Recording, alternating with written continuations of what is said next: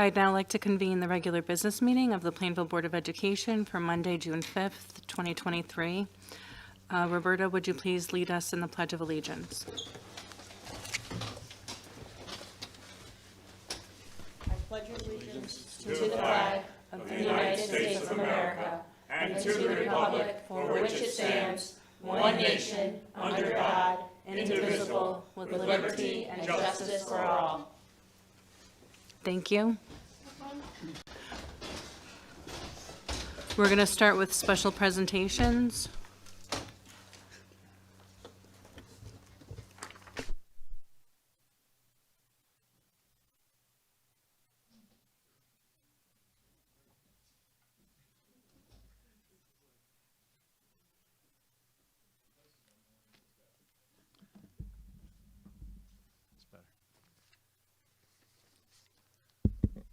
Good evening. It's on, right, Kevin? Okay. I don't know if everybody can hear me back there. All right. Could use up all my jokes now. All right. So it's my honor tonight to recognize a PCS All-Star.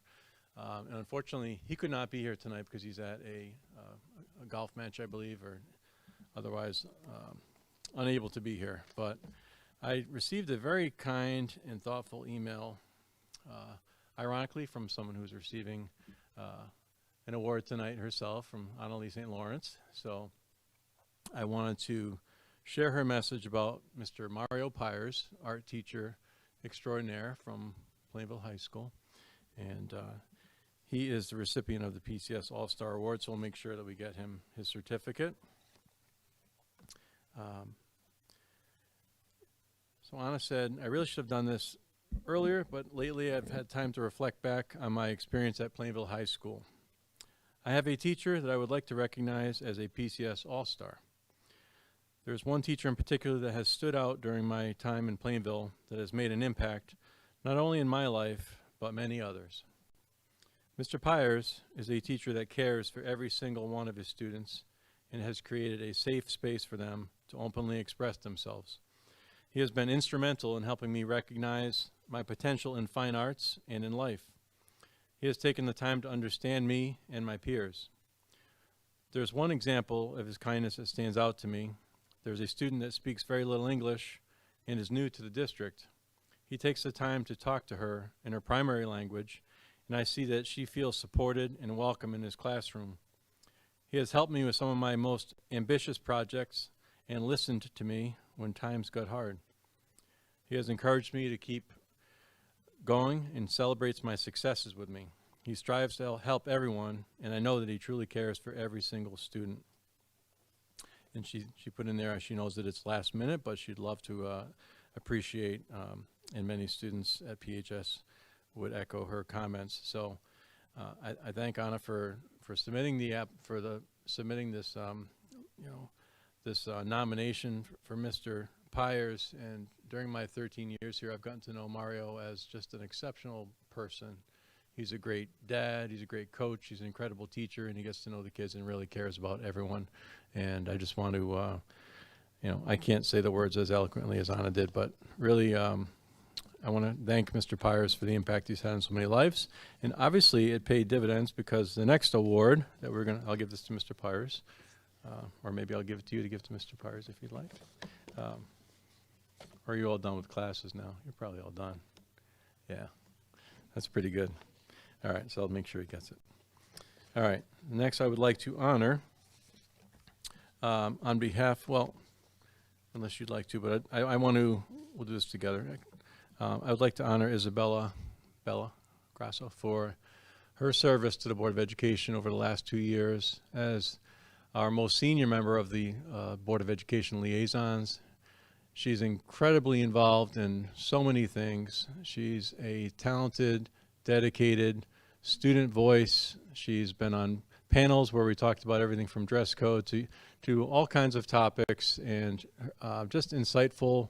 When we did the senior citizen prom, Bella was like absolutely on it, planning, helping me and helping Miss Barbagallo, make sure everything went perfectly. It was like I had a professional like party planner working for us. just her level of perseverance, her level of integrity, resilience, just kindness. Isabella has it all, and she's dedicated time she really doesn't have on top of all her other commitments to be here and be the liaison to the Board of Education, delivering messages, along with our good friend Val. So, and Val, thank you as well. You don't get a gift this year. You have to stick it out one more year.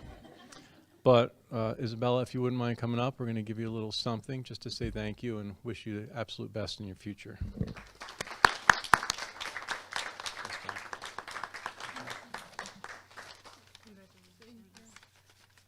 That's for you. Thank you. And this is for you. And we'll do a picture with you. Doing our fancy science here. Hold on. There you go. Sucking my belly and butt my. You ready, Superintendent? I'm ready.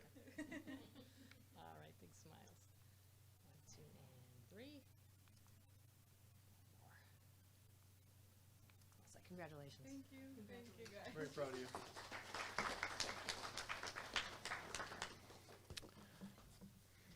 You know, if you ever have a bad day, just talk to some of our great kids, and you're like, yep, that's why I'm in education, because we have such amazing kids.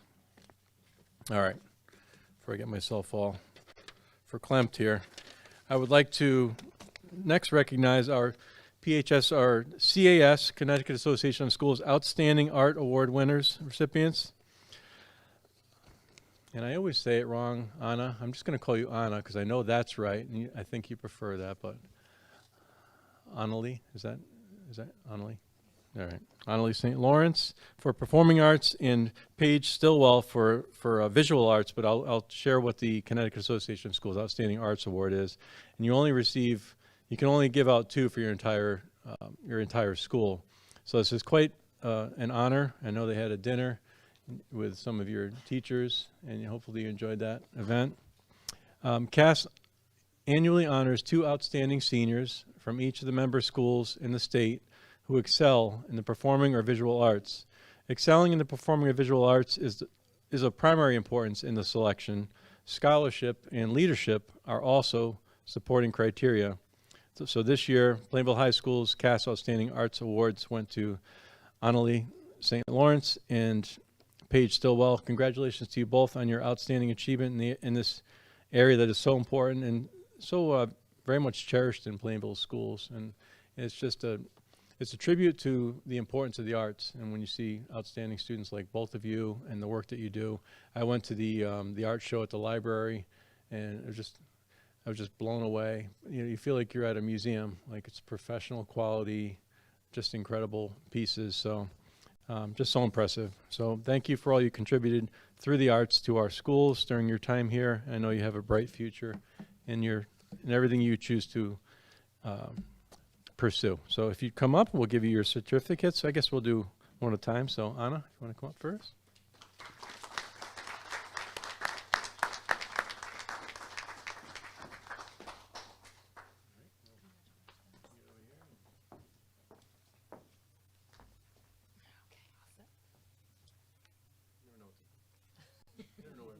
Go ahead, Dad. Feel it. That's good. I feel like I'm a bodyguard somewhere. You ready? I'm ready. Yes. Okay. 1, 2, and 3. Hold those smiles. All set. Congratulations. Mrs. St. Lawrence, you want to join for one? You sure? Come on. Come on, Miss St. Lawrence. We'll get Paige's mom. You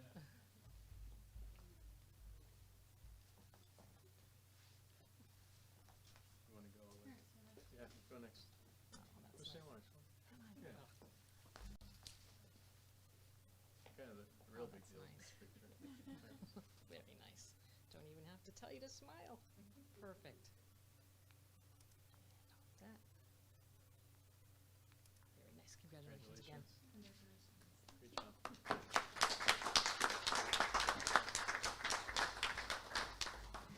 And Paige Stillwell, if you would come up. You can come up with Mom. Congratulations.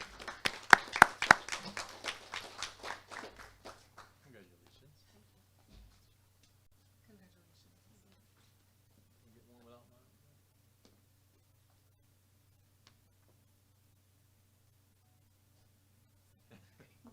What's she doing? 2, and 3. And we'll do one more. 1, 2, and 3. Would you like to jump in? Very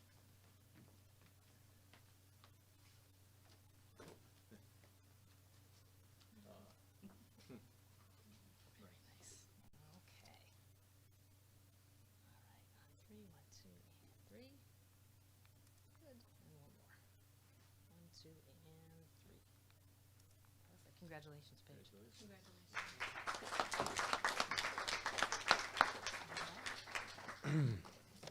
Our last special recognition and award tonight is a real treat, and I couldn't be more thrilled. And I get to turn this over to Mr. Lewandowski because he did really all the work with the committees, and he's going to explain that. And he's going to tell you about our exciting morning that we had this morning and last week, right, Mr. Lewandowski? Come on up as the head of the Teacher of the Year committee. Thank you, Mr. LePage. I appreciate it. And if everyone could close their eyes, because the surprise is already out there. But I am going to just go through a little history of what we do now, because we did change the process. So it's definitely an honor to present this next award on behalf of the Superintendent and the Teacher of the Year Committee. But last year, we changed the process a little because we wanted to recognize more of our outstanding teachers and not just have one District Teacher of the Year, but have school-level Teachers of the Year as well. So we could recognize 5 outstanding teachers. So in this process, once the school determines their Teacher of the Year, then those teachers have the option of being in the district running, and it's their choice if they want to do that or not. But then we have our 5 award winners and then our 1 District Teacher of the Year. So this year, the selection committee for the District of the Year process consisted of last year's school-level Teachers of the Year. So they become the committee that sits and deliberates and has that tough choice of, first of all, getting the nominations, creating a committee in the school at the school level, and then choosing that school-level Teacher of the Year, and then they sit on the district-level process. So there's a lot of pressure on those Teachers of the Year. So Michaela, you're in for a treat next year. So I just want to thank first those individuals who were Teachers of the Year last year who sat on this committee and the selection process. It's Deb Peichel at PHS, Melanie Olmstead at MSP, Morgan Campbell at Wheeler, and Rob Silliman at Taflon. So they donated their time for the selection committee for the district process. I also want to thank Cassandra Smith-Johnson. She was Linden's Teacher of the Year last year. She conducted the selection process at Linden, but she couldn't sit on the district process. But I don't want to forget about her. So on to this year. So in no particular order, I'm going to acknowledge each school's Teacher of the Year selection for this year. We had Laura Reed, the art teacher at Wheeler, Michael Bonsamino, band teacher at Linden, Courtney Caldwell, second grade teacher for Taflon, Laura Meehan, art teacher at MSP, and Michaela Wells, math teacher at PHS. So a lot of rock stars in that group. So if selecting these wonderful teachers out of our excellent teaching staff wasn't difficult enough, the selection committee, which was last year's Teacher of the Year recipients, they were tasked at selecting an overall District Teacher of the Year. So all of the school-level Teachers of the Year would have made excellent representatives for the Plainville Teacher of the Year. But after a lengthy interview process and deliberation, there was one teacher who rose to the top of this outstanding list. So it's my great pleasure to announce to the board and the community that the 2023-24 Plainville Community Schools Teacher of the Year, everyone wait, is Michaela Wells.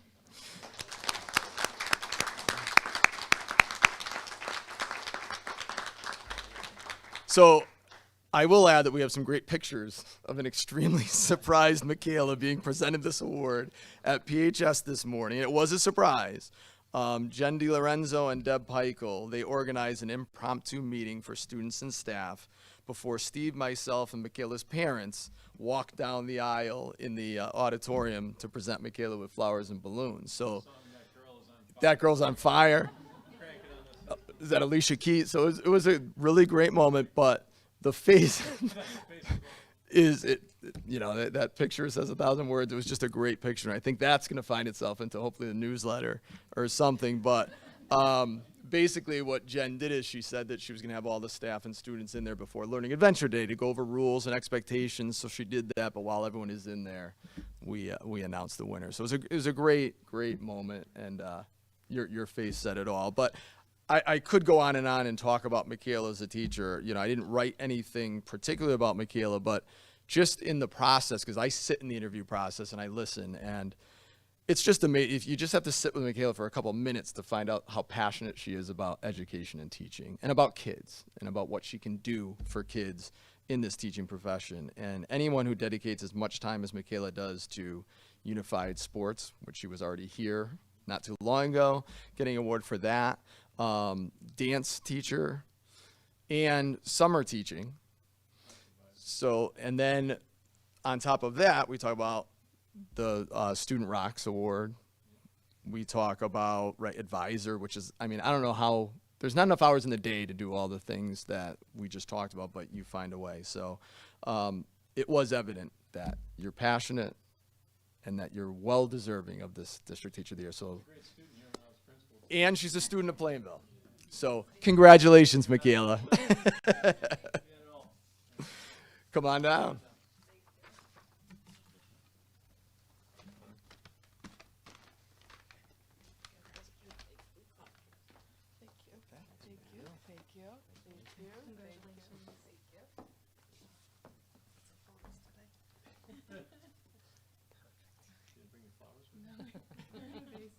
We want that surprise face. All right, 1, 2, 3. Do just one more.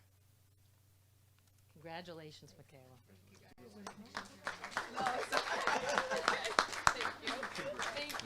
Thank you. Thank you. Congrats, Mom.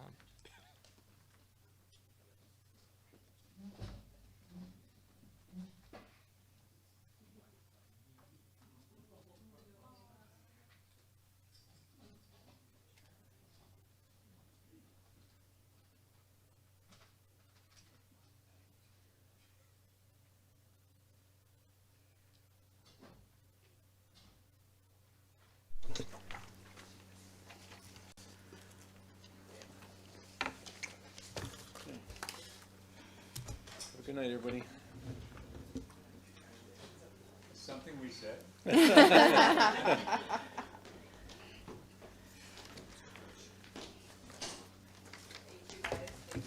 you.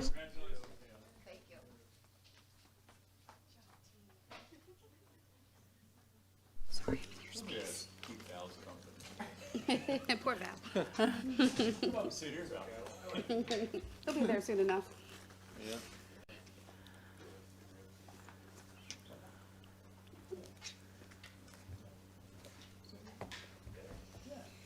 I don't fight.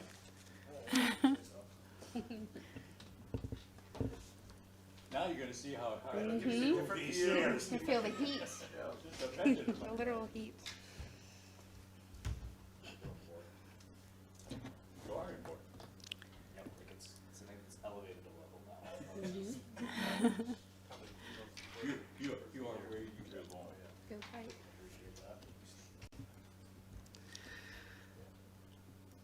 Okay, moving on, I'm gonna ask for a motion to add potential sizable donation to Plainville Community Schools per the wishes of Dr. Gerald Bello to Section 10, New Business Item K. So moved, Madam Chair? Do I have a second? Second? All in favor, show of hands.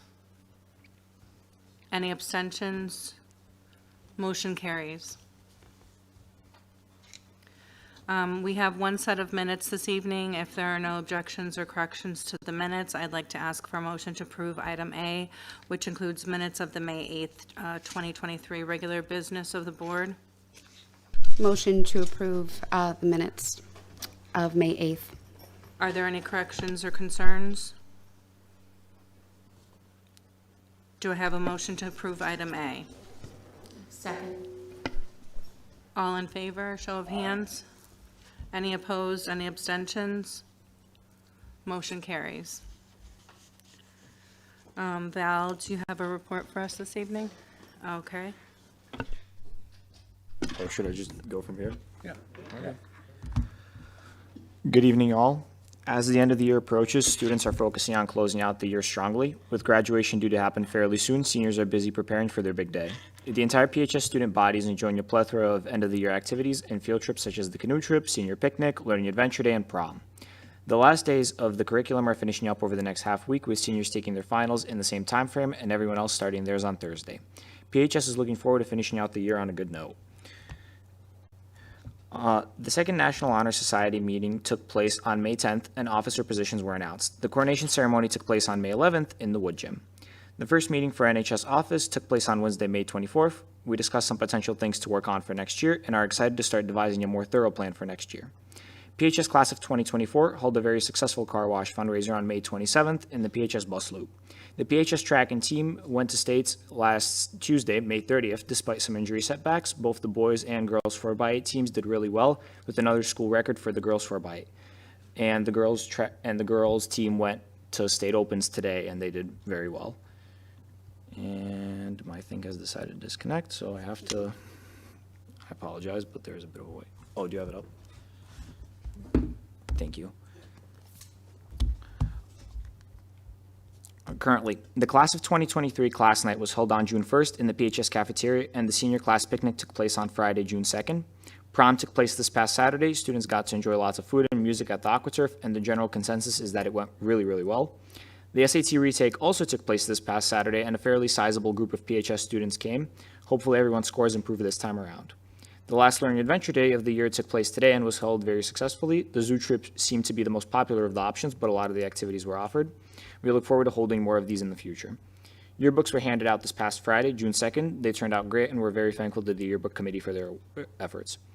Finals for juniors, sophomores, and freshmen will be held starting this week on Thursday and will run till Tuesday of next week.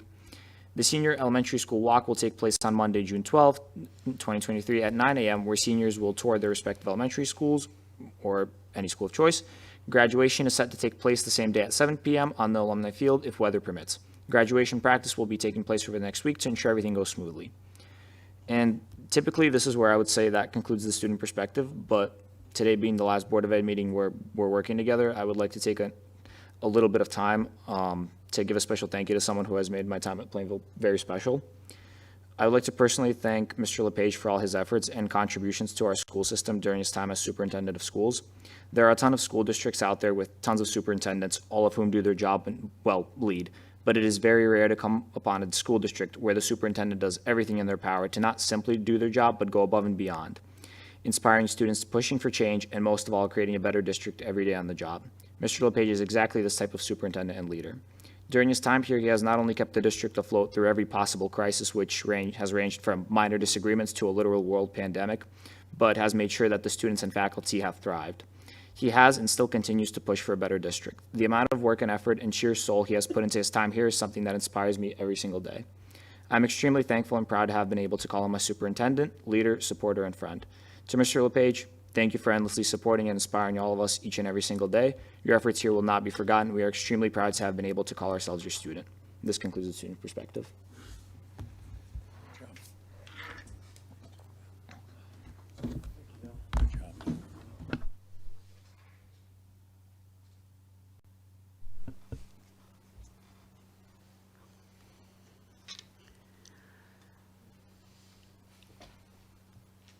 We're going to move on to citizens' comments. If you would like to address the members of the Plainville Board of Education, you're welcome to do so. You will have 3 minutes to voice the matter at hand or your area of concern. Does anyone wish to address the Plainville Board of Education? Does anyone wish to address the Plainville Board of Education? And lastly, does anyone wish to address the Plainville Board of Education? All right, we'll move on to the council liaisons report. Mrs. Puglisi cannot attend this evening as there is a town council meeting scheduled. She gave me some information to share. This year's Memorial Day Parade took place on May 29th, and it was definitely a success. Shuttle Meadow Pump Station, the Shuttle Meadow Water wastewater pump station is located at 66 Shuttle Meadow Road. It serves the southern section of town, and it was last upgraded in 2000, and the aging equipment requires a significant update. There's also an item under new business to waive the competitive procurement process and award bid 2023 to 18 Shuttle Meadow Pump Station bidding and construction phase engineering services to Teague and Bond, Inc., in the amount of $274,000. If you would like to look at any more information for the minutes and agenda, please go to www.plainvillect.com.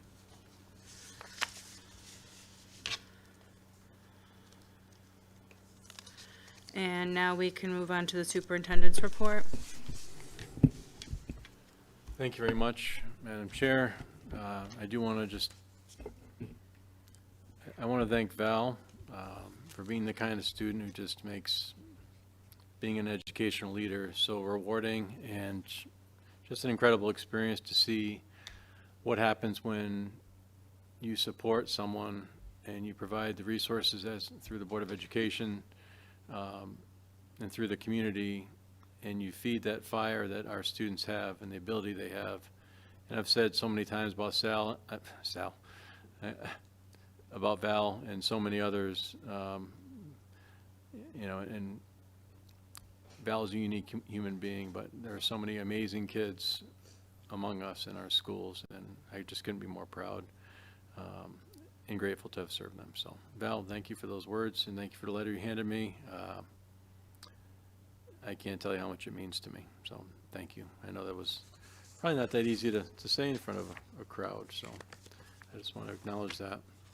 I'm gonna just touch on the strategic planning update, and I'm sorry I'm just handing this out now, but this is for the members. Everyone can have a copy of that.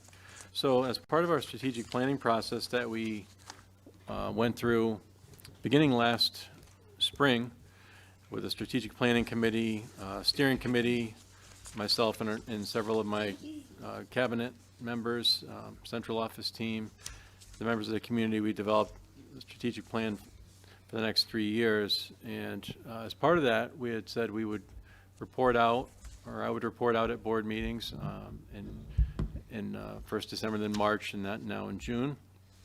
So you'll notice that in the blueprint, and we'll put this on the website as well, but in the blue, there's too much here to really go through every single one of these. But if you look at what was completed in March, under each of the 5 core goal areas, so just the 5 areas were equity, social and emotional learning, and mastery, of course, and then our community connections goal, and then finally systems and operations. You'll see that the goal is written in the orange print, and then under it the objectives, so it explains what the goal really means. And then the most recent update on each of these areas is in blue. And I think if you read through these, you'll be impressed by the work of the district to really focus everything that we do as a district on the strategic plan and on enacting the strategic plan as developed by the 50 or so member committee that had met and really refined a bunch of ideas around central topics that we were able to label and identify as a goal and actionable objectives, and then put action steps in place to enact the strategic plan. So I'm really proud of the work that's being done across the district. And, you know, like I said, I could probably spend the entire board meeting on just talking about some of the successes and updates. I hope you find that this is something that you can be proud of as a Board of Education, and supporting this work and being involved in this work as the board. So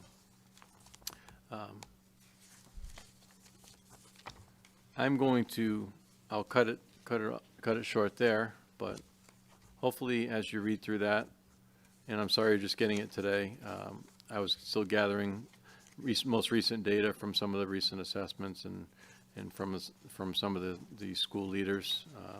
It's an ongoing kind of living document that we keep updating. So you'll get the next update in the fall, and every 3 months. So, okay. May we have one more copy? Yes, please feel free to ask. One Yes. more copy. Oh, a copy. I'm sorry. Oh, Sorry, Ms. Clerk.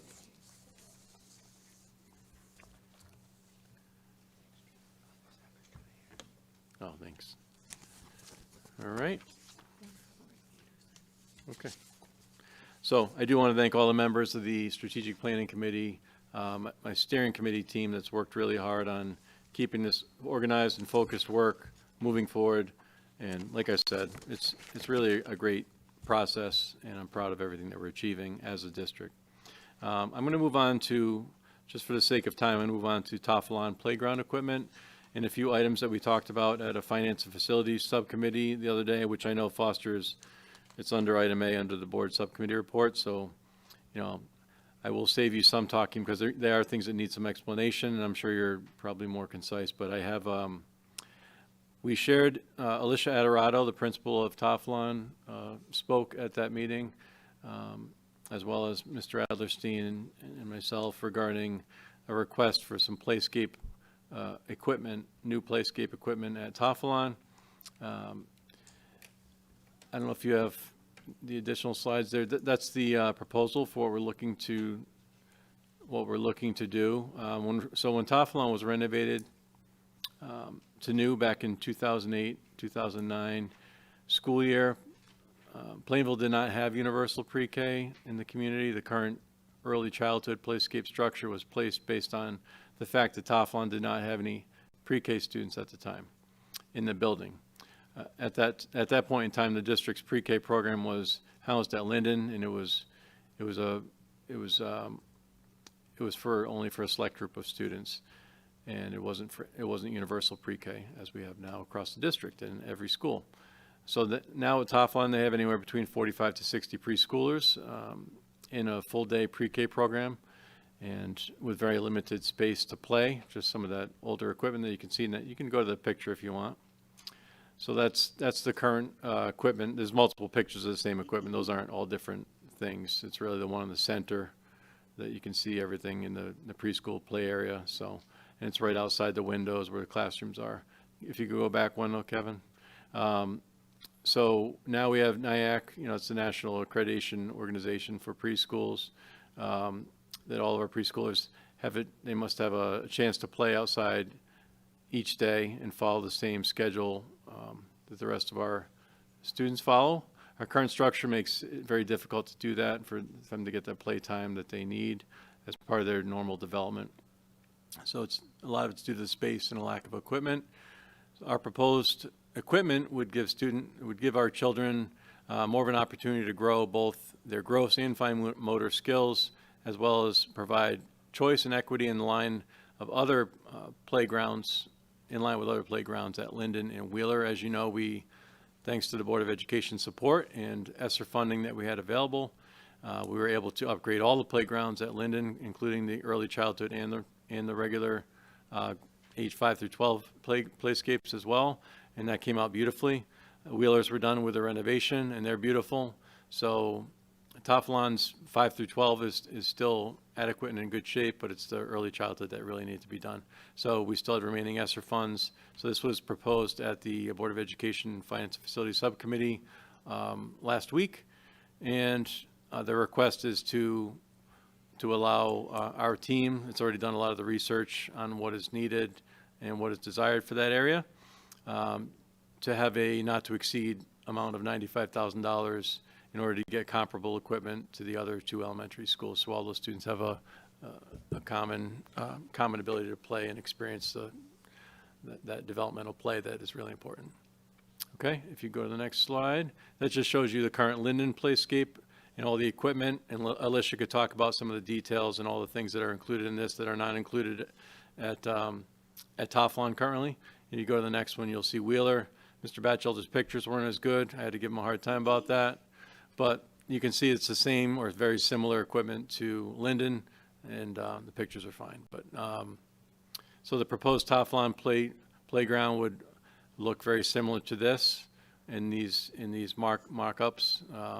So looking at, competitively at different companies and trying to find the best value. And we've gotten some estimates from Compan, but we're also looking at other competitive on the state bid so you don't have to do a competitive bid. They're on the state list, approved list. This is the other piece of this project. It would include removal of that old rusted backstop that I know Mr. White expressed he won't miss very much, as I've seen it for many years, rusting back there, and you know, and Ms. Adorato mentioned stories about the kids kind of going behind there too at recess. So that would all be removed. This area would be all renovated. There would be a fence all around this, around the new playscape, and mulch to the specifications that are required. I don't know if it's 12 or 14 inches of mulch for the, you know, for playscapes, but that would all be included, and it would be a great use of this old space out there that's no longer utilized very much at all. This would also avoid some underground drainage that goes kind of diagonally across the center of that we showed the other evening. So this is the proposal. They're very excited about it at Tafalon. They got a lot of teacher input and input from the other schools about what's really worked well. So this was proposed. 5 of the board members were able to be there at the finance facilities meetings. They've been extremely busy, many nights out, so I appreciate that.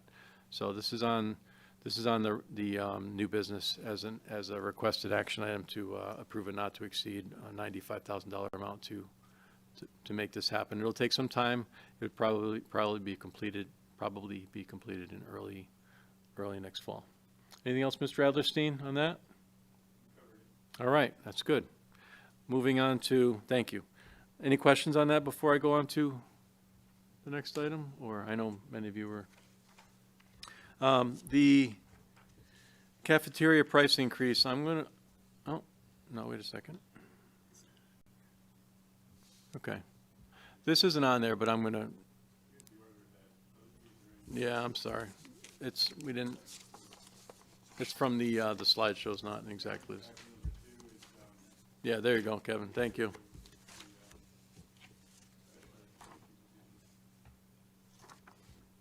Okay. Just had some change in the order on the slideshow compared to the agenda, but that's fine. Trying to trip me up in my last meeting. I get it. I know. Oh, it's not you, Kevin. I know. It's Sam. He's trying to pick on me. It's all right. So I did want to cover the well, while the slide's up here, the food service price increase. Sam, do you want to share that? You do a nice job, and Sam directly oversees food services. I can kick it off a little, but we've been reliant and very grateful for the universal free meals for all across the state, that resulted, from the pandemic and has continued through some legislative action that is covering students throughout the remainder of this year. Originally, it was going to expire around December, or it did expire in December, and then they re-implemented it, reinstituted it, and it picked back up around February, I believe. So, our meal participation and kids accessing meals and food and having better food security has been really something that has been extremely beneficial here. Going into next year, at this time, there's not a lot of hope that, and maybe Becky, I know working in food service, but there doesn't seem to be much of an indication that we're going to have any continuation of that universally across the state.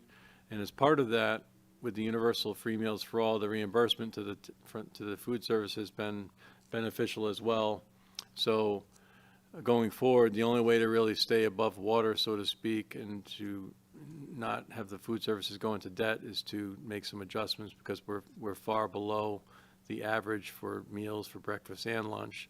So it seems like a double whammy. So going from free meals for all and then raising prices, it doesn't seem like it should happen that way. But unfortunately, the benefit of not having to worry about that as much for the last couple of years has been a good thing. But it's also at a point where prices going up and needing to sustain resources for the cafeteria services, we're at a point where we have to increase meal prices. Of course, if anything comes through and they're free, then it wouldn't matter. But Sam, do you want to, now that I pretty much covered a lot of it, Well, just cover what I left out? Well, one thing you didn't say is Mr. LePage and Ashley Carl.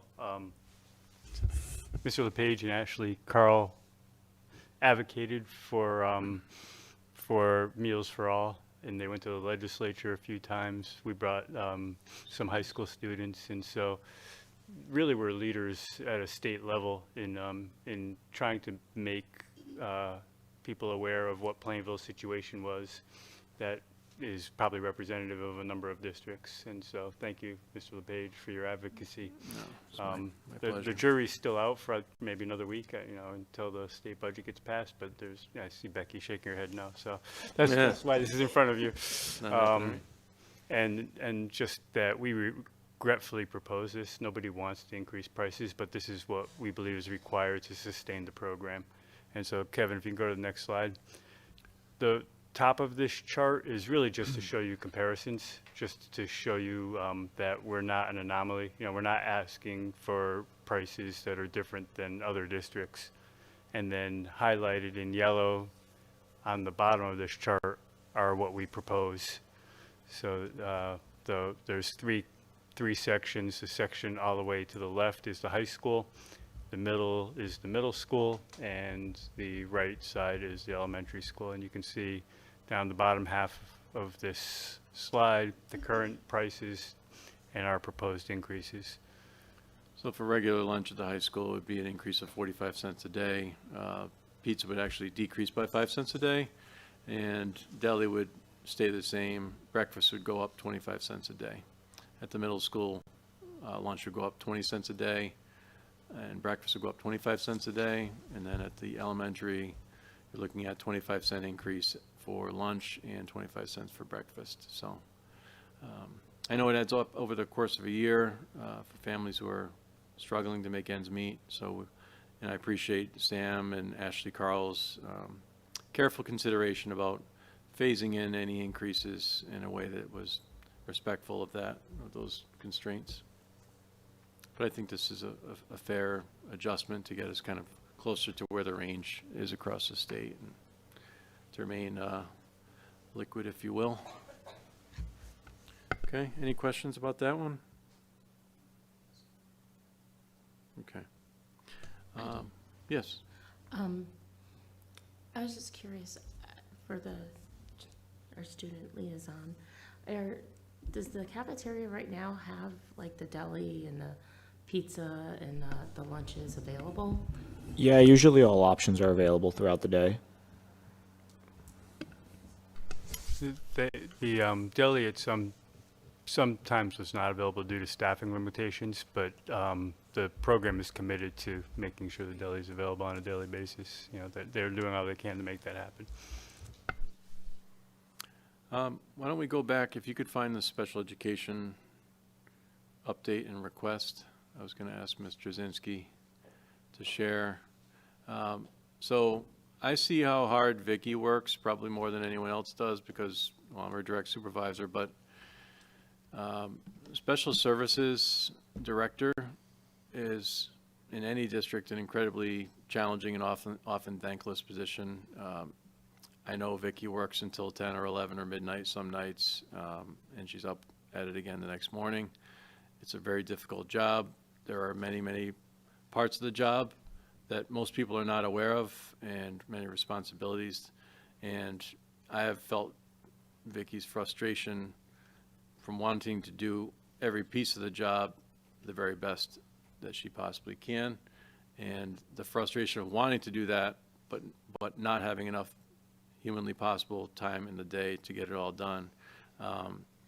So, Vicki had asked me if it would be possible to consider one of the lowest level administrative position to supplement and support the work that is necessary to really do all the pieces of that multifaceted job and do them well and meeting the needs of the kids in the district. So, Vicki, I teach up a little, so Thank you. I'll let you take it from there. And really thank you for the opportunity to talk with you tonight.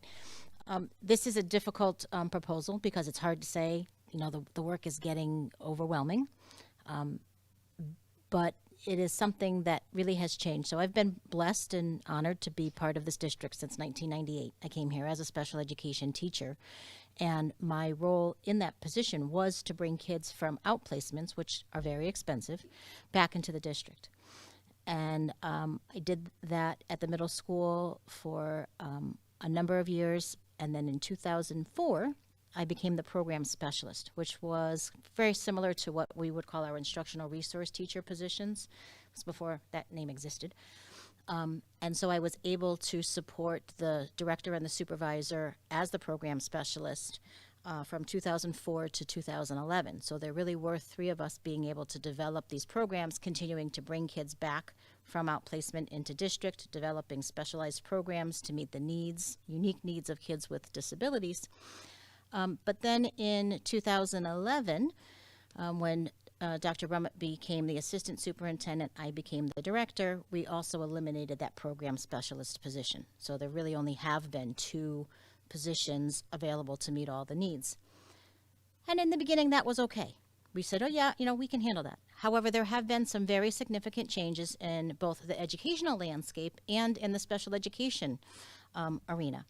So one of the things that was important to me, because it was important to the district, was to continue to look at those private approved special education placements and create more in-district programs. So when I became director in 2011, we had over 30 students who were outplaced. And now we're down to 18. And 18 is actually a little bit of a rise up from where we were. So my goal is to keep it below 50. Because again, we believe two parts. One, that we can provide high quality supportive education here in the community, and that our kids with disabilities do deserve to be within their community, as this is the place where they will learn and grow and grow up. And so when kids go to private placements, sometimes as much as 45 minutes to an hour away, besides being exorbitantly expensive, they're not part of our community. And so that was something that was really important.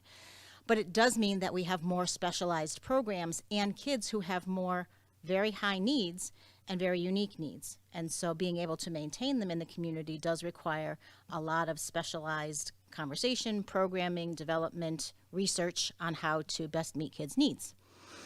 At the same time, the state of Connecticut increased the age for kids with very complex disabilities from the end of the school year when they turn 21 to now to their 22nd birthday. So for many of our most complex kids, we're adding another whole year. And as part of that, we had to create a Plainville transition program. Because the kids who can receive adult services through the Department of Developmental Services and the Department of Mental Health, I think it is, now cannot get services until at least after their 22nd birthday. So they would be home doing absolutely nothing if we didn't provide that gap service, which is now required by law. Add to that, we expanded our preschool program. We believe firmly that that early intervention is the key. We now have almost 60 children in our preschool programs who have very significant delays in their language skills, not because, and these are first language speakers, all different kinds of kids. The Birth to 3 system that used to provide a lot of supports and wraparound services is now providing a much more consulting model for families. And so our kids are coming in to our early childhood programs with much more needs.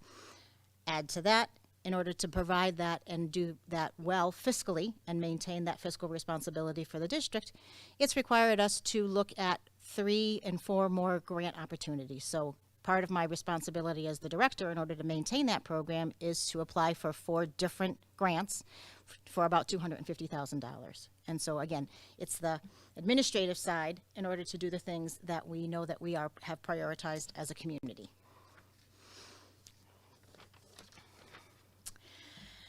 Add to that, the teacher evaluation responsibilities had changed. And so now having what we call 4 touch points for all of our certified staff would require currently this year I am supervising and evaluating 30 certified staff across 3 buildings. If you think that 4 touch points for 30 staff, that's 120 meetings minimally with teachers. On top of the fact that we have over 120 special ed kids, each who need a meeting each, there's literally not enough time in the day to do all of that. Our secondary supervisor, Christina Kiley, also supervises 19 certified staff across her 2 buildings, the middle school and the high school. And we know that this is probably the area that is sort of most suffers on the day-to-day work that happens within our department, because we know that appropriate evaluation and supervision of staff is the key to building high-quality programs. And if we don't have that opportunity to provide feedback and support in a sufficient enough way, when I believe of my 30 people, I believe 12 of them are non-tenured, which means they are with less than 4 years experience in education in general. So, building that next generation of teachers really becomes an important piece. On top of that, we have all the management of the special education and preschool paraprofessionals, tutors, behavior technicians, all in collaboration with the principals, but it does look at another 50 to 60 staff members across all of our buildings. Especially since the pandemic, we've had increased referrals for evaluation to determine eligibility for special education, and our special education rate, as is consistent with the state, has gone up. When I first became director, it was somewhere around 12%. We're just over 14% now, still about 2 points lower than the state average, but definitely seeing that we're seeing more kids with more significant needs coming in, and that other point of our increased mental health needs. There is such a difficult time for kids who are having more severe mental illness, and how that impacts them educationally, and their ability to perform within our school district is difficult. Put all those other administrative things like training. The state, in a pandemic, decided that the new IEP system, they would completely rewrite everything you've ever known about an IEP. So for the 30 years I've been a special education teacher, the forms were this way. And they said, nope, we're going to throw all those out and we're going to start all fresh. So trying to bring that up to speed for all of our staff while meeting all of the legal timelines and all of the legal requirements has been quite some pressure. Managing, again, all those grants, including the IDEA grant, which is about $500,000, again, to support our budget and our services.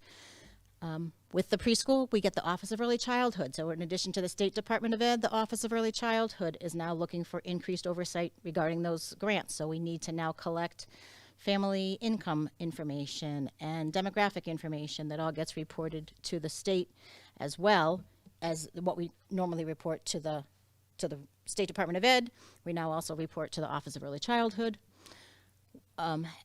With all of this, we've had some disproportionality, meaning that we have more students of particular race or ethnicities that are identified for special education, and so we're required to really look and analyze at all of that. And I believe it was 2017, on top of all of that, the state legislature mandated Medicaid billing for all special education, what we call school-based services. So all speech pathologists, occupational therapists, physical therapists, counselors, therapists, behavior analysts, all are required to submit their services for some Medicaid reimbursement. So all of that happened since 2011 when I became director, on top of the fact that we had gone from 3 people to 2. Hence, I'm a little tired. So my proposal tonight really is to look to somebody who would be a 10-month position, so it would only be during the school year. We are hoping that it would be a school-based clinician, so somebody who has been a school psychologist or school social worker who could, again, assist with really providing professional development and learning for all of our clinical staff to address and to educate all of us about mental illness and how we can support kids through this difficult time. That would provide that, in addition to some of that day-to-day work of supervision based on, kind of the allocation of the needs based across the district, primarily in the K-5 range. That person would collaborate with the building principals and the instructional resource teachers to continue to build all of our staff capacity to figure out what are those barriers for learning for kids with disabilities, and to make sure that they are receiving that high-quality tiered instruction for reading, writing, math, social emotional learning. Making sure that we are collaborating with the building staff to build the multi-tiered system of support and interventions, and to share that information in a better way with parents, because that's one of the things we've seen as a bit of a barrier, is that we have not been able to get the information out to families in real time. And then, again, as I described, providing that professional development for all of our special education staff about how to use the summative benchmark assessment. As we talk about often in central office, Most of our kids who are identified as having disabilities do not have significant cognitive disabilities, and so they are able to achieve at high levels, but only when we fully understand how their disability impacts their ability to access the general ed curriculum, something that's, again, become increasingly more difficult to do. The funding plan really does not ask to reallocate any additional funding to the budget. It is a reallocation of current staffing. It would require a little bit of a carryover from ESSER funding. In previous iterations, again, this was not our first attempt to try to get some support for the Special Services Department.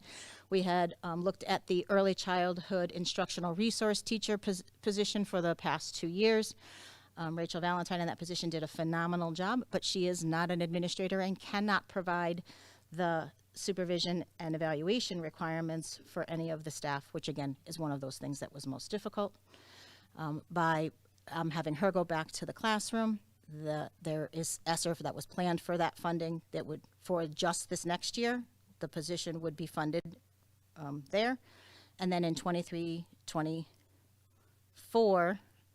by the end of 23-24, we would also, through attrition, eliminate 3 behavior technician positions and the transition specialist position. That was really going to be sunsetting anyway. It's a position that that was sort of to help build that program, the Plainville transition program. And now that that program is up and running, it was always a design to fade out. So the funding that's there would really be, you know, a zero cost to the budget. But would really help to provide the supports and services that our kids with special, with disabilities need. So, happy to answer any specific questions if that would be helpful in making this decision.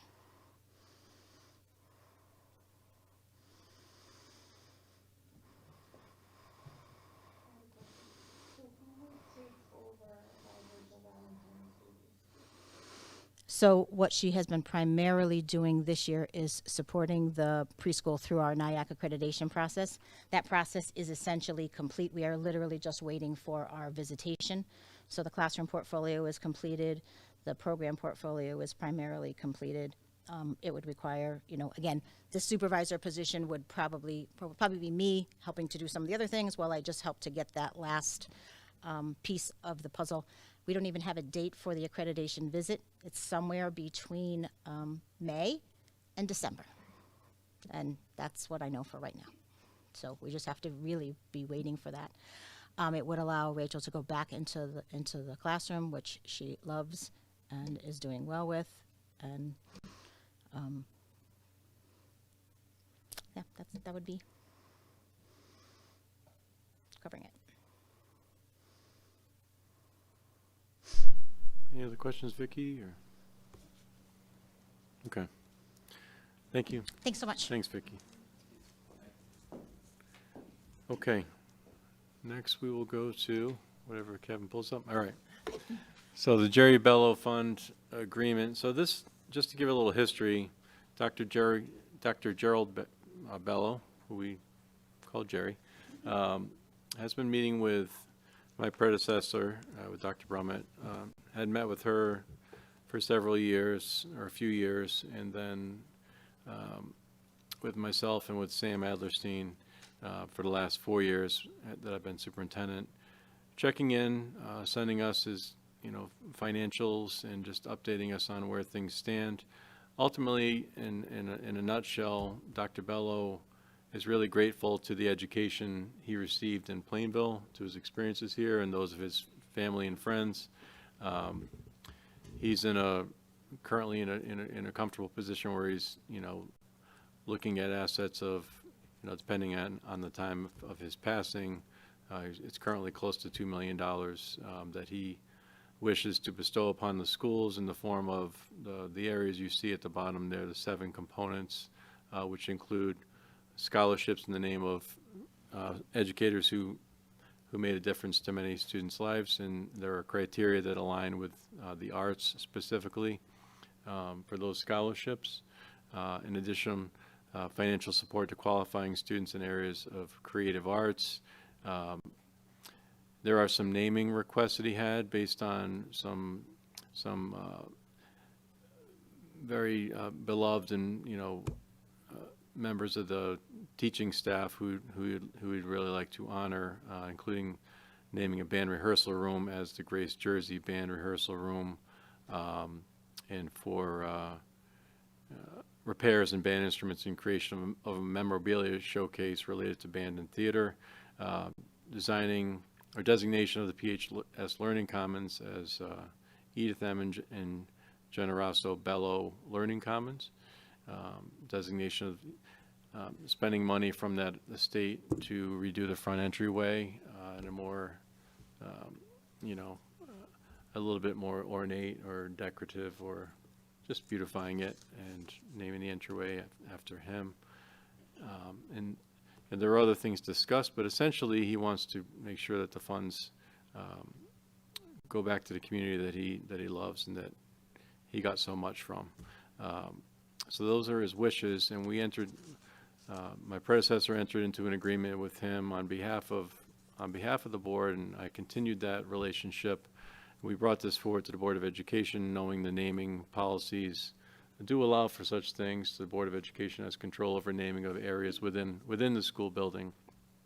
The town has control over naming of areas outside the schools in the town.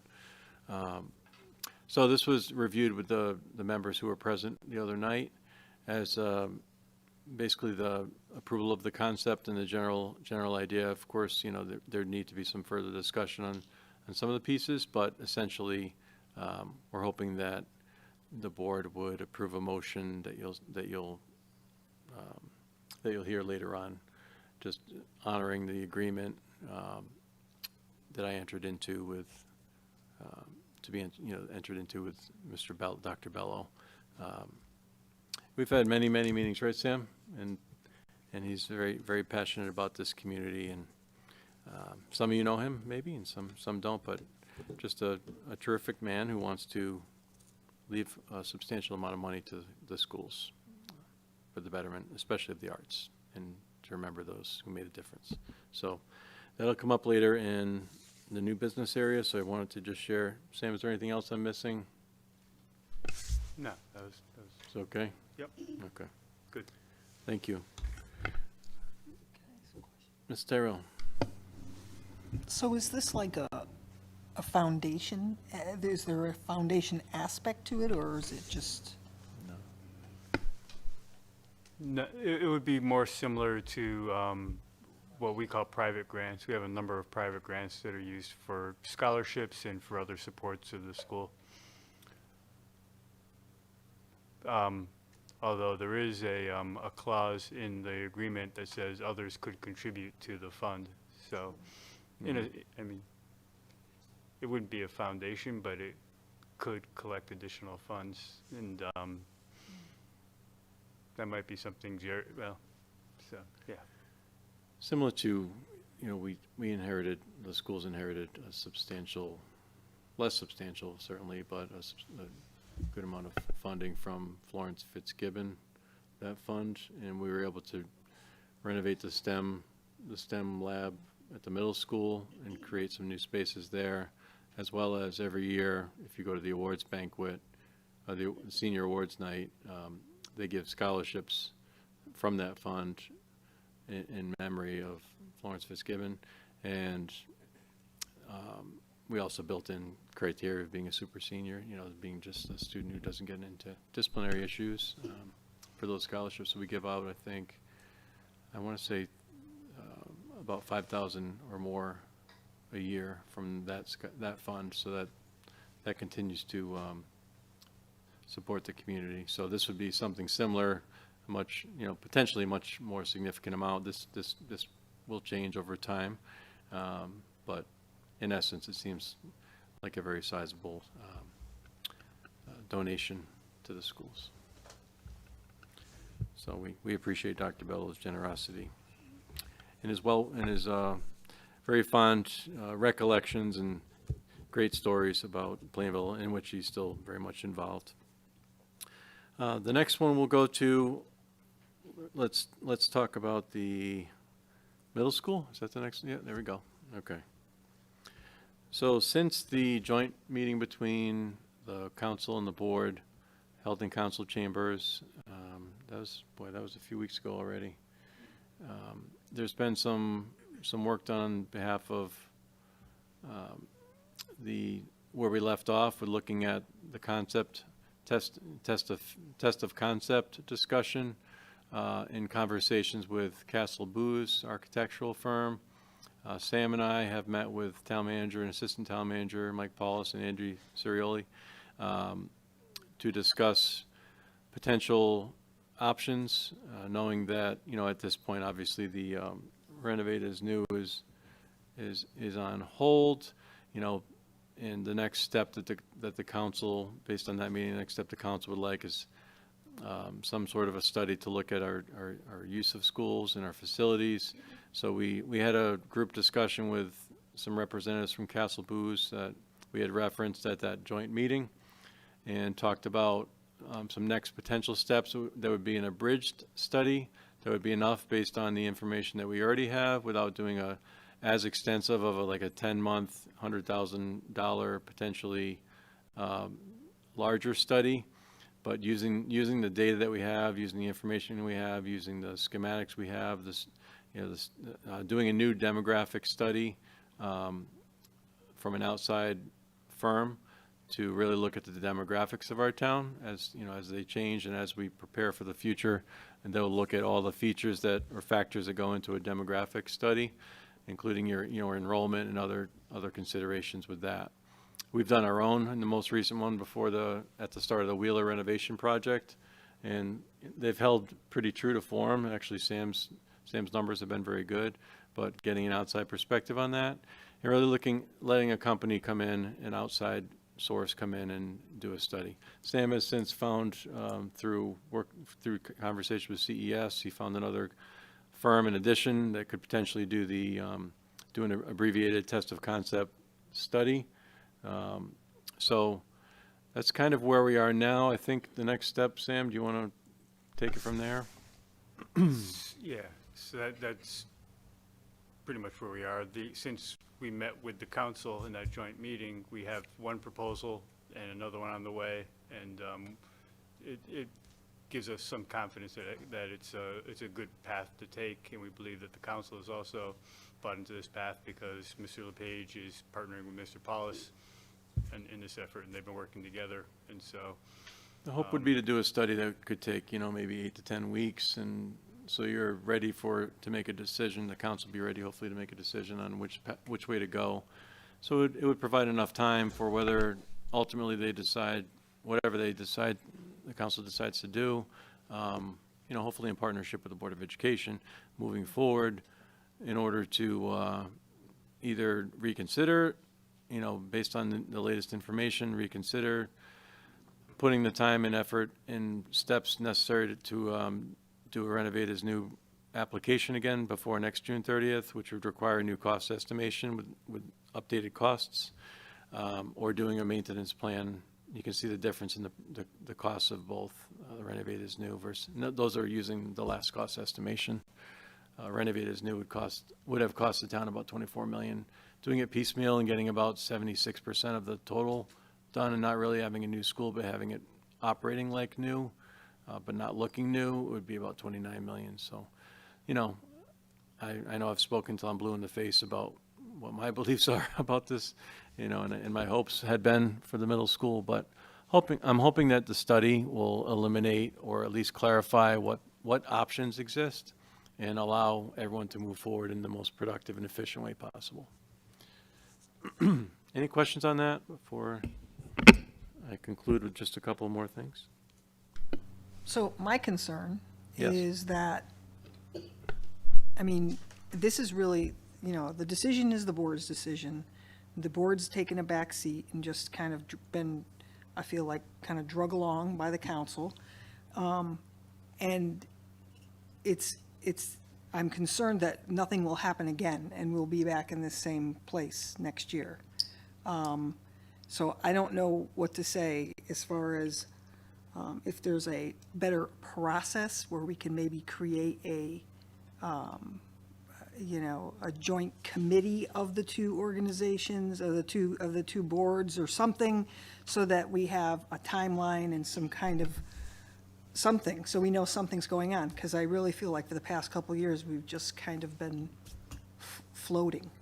And nothing has happened, and we've lost a lot of time and, not gotten the information we need, not gotten any closer. So if the council feels like this is what they need to do, obviously, we can't just say, then let's do that, because we don't have the funding that they do to go out and do something like this. The study is what, nor do I, personally, I don't want to spend the money on that because I don't think we need it. But if they feel that's what they need to do, then fine, let them do it, and but let's do it so that everyone feels comfortable with the result, right?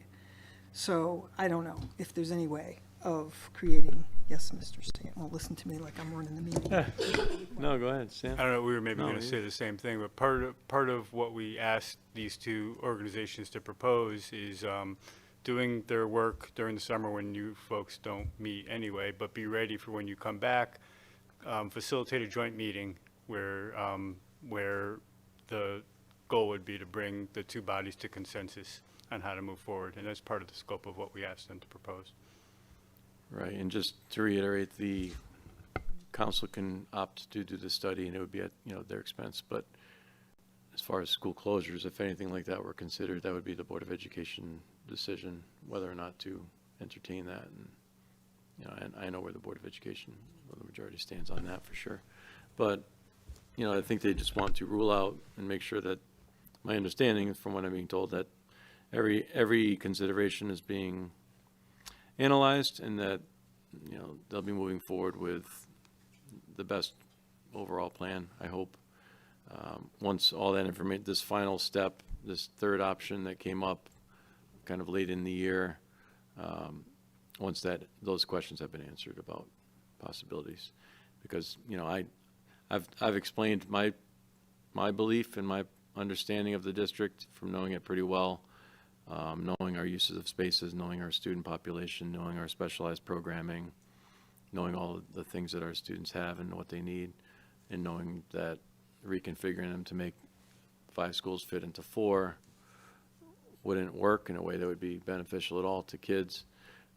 But I think from my understanding, we're at a bit of an impasse until a study of some sort is done. So I think this kind of attempt at a compromise of doing a study that's of a shorter duration and a smaller financial commitment from the town, I don't know if there's a way around that, from my understanding. Mr. Adlerstein, is that your perception also? That they're going to do the study regardless? In my opinion, this is a reasonable path that would potentially get you to some consensus between the two groups in fairly short order. That's the hope. And I was impressed by some of the conversations we had with these consultants. So I think bringing them in to do a very abbreviated look at our, the options that would even be practical makes sense to me. Who is going to actually, there are 2 proposals that are being made. Who is going to accept the proposal? When are they going to accept it? So that this work will be done during the summertime. The town manager has been working with the superintendent, but this would be funded by the council, so it would be. The council, that's the it point. would The be council is going to have to make this decision. How can we be sure, I think as Becky pointed out, how can we be sure that the council acts on this? They may just sit, and that I think is our concern, that they may just sit on this as they have the whole this past year. And is there a way that anyone knows that we can motivate them to at least act on these 2 proposals that we're going to get? I'm assuming we'll get these in before the end of June. Yeah, probably before the end of the week. I don't know the answer to your question. I don't think there is an answer to the question. That is my real concern. And I think it's the concern that was just raised, that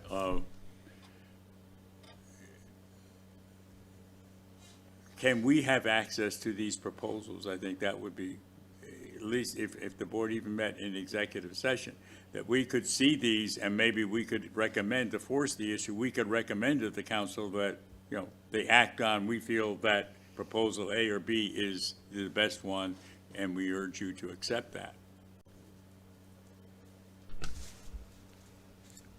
I think the way things are progressing, the superintendent and the town manager have been working very closely together. And so it really has been a joint effort. But that's For this going to part end of in it. June 30th. That's the real concern. Yeah, and Well, whatever the council sees. But I would say that Sam's been a great bridge also. Oh, yeah, I'm just saying, would I just propose, would that possibly have a chance of working in anyone's opinion? Yeah, I think what I'm hearing from Foster speaking for the board probably is you guys want to see the proposals and be part of it, and so, point taken. Madam Chair, Go ahead. thank you. I believe the best way maybe forward is just scheduling joint meetings of the two bodies so that the board and the town council can meet again. I mean, in cooperation like we did the last one, instead of waiting and for it to happen, just be proactive and to plan a meeting. So if you know that certain steps are gonna be made, or, as what's being spoken of, have a meeting set so that they're, once a month or once every 4 weeks or whatever throughout the summer, so that there won't be any time lost and the communication lines will stay open.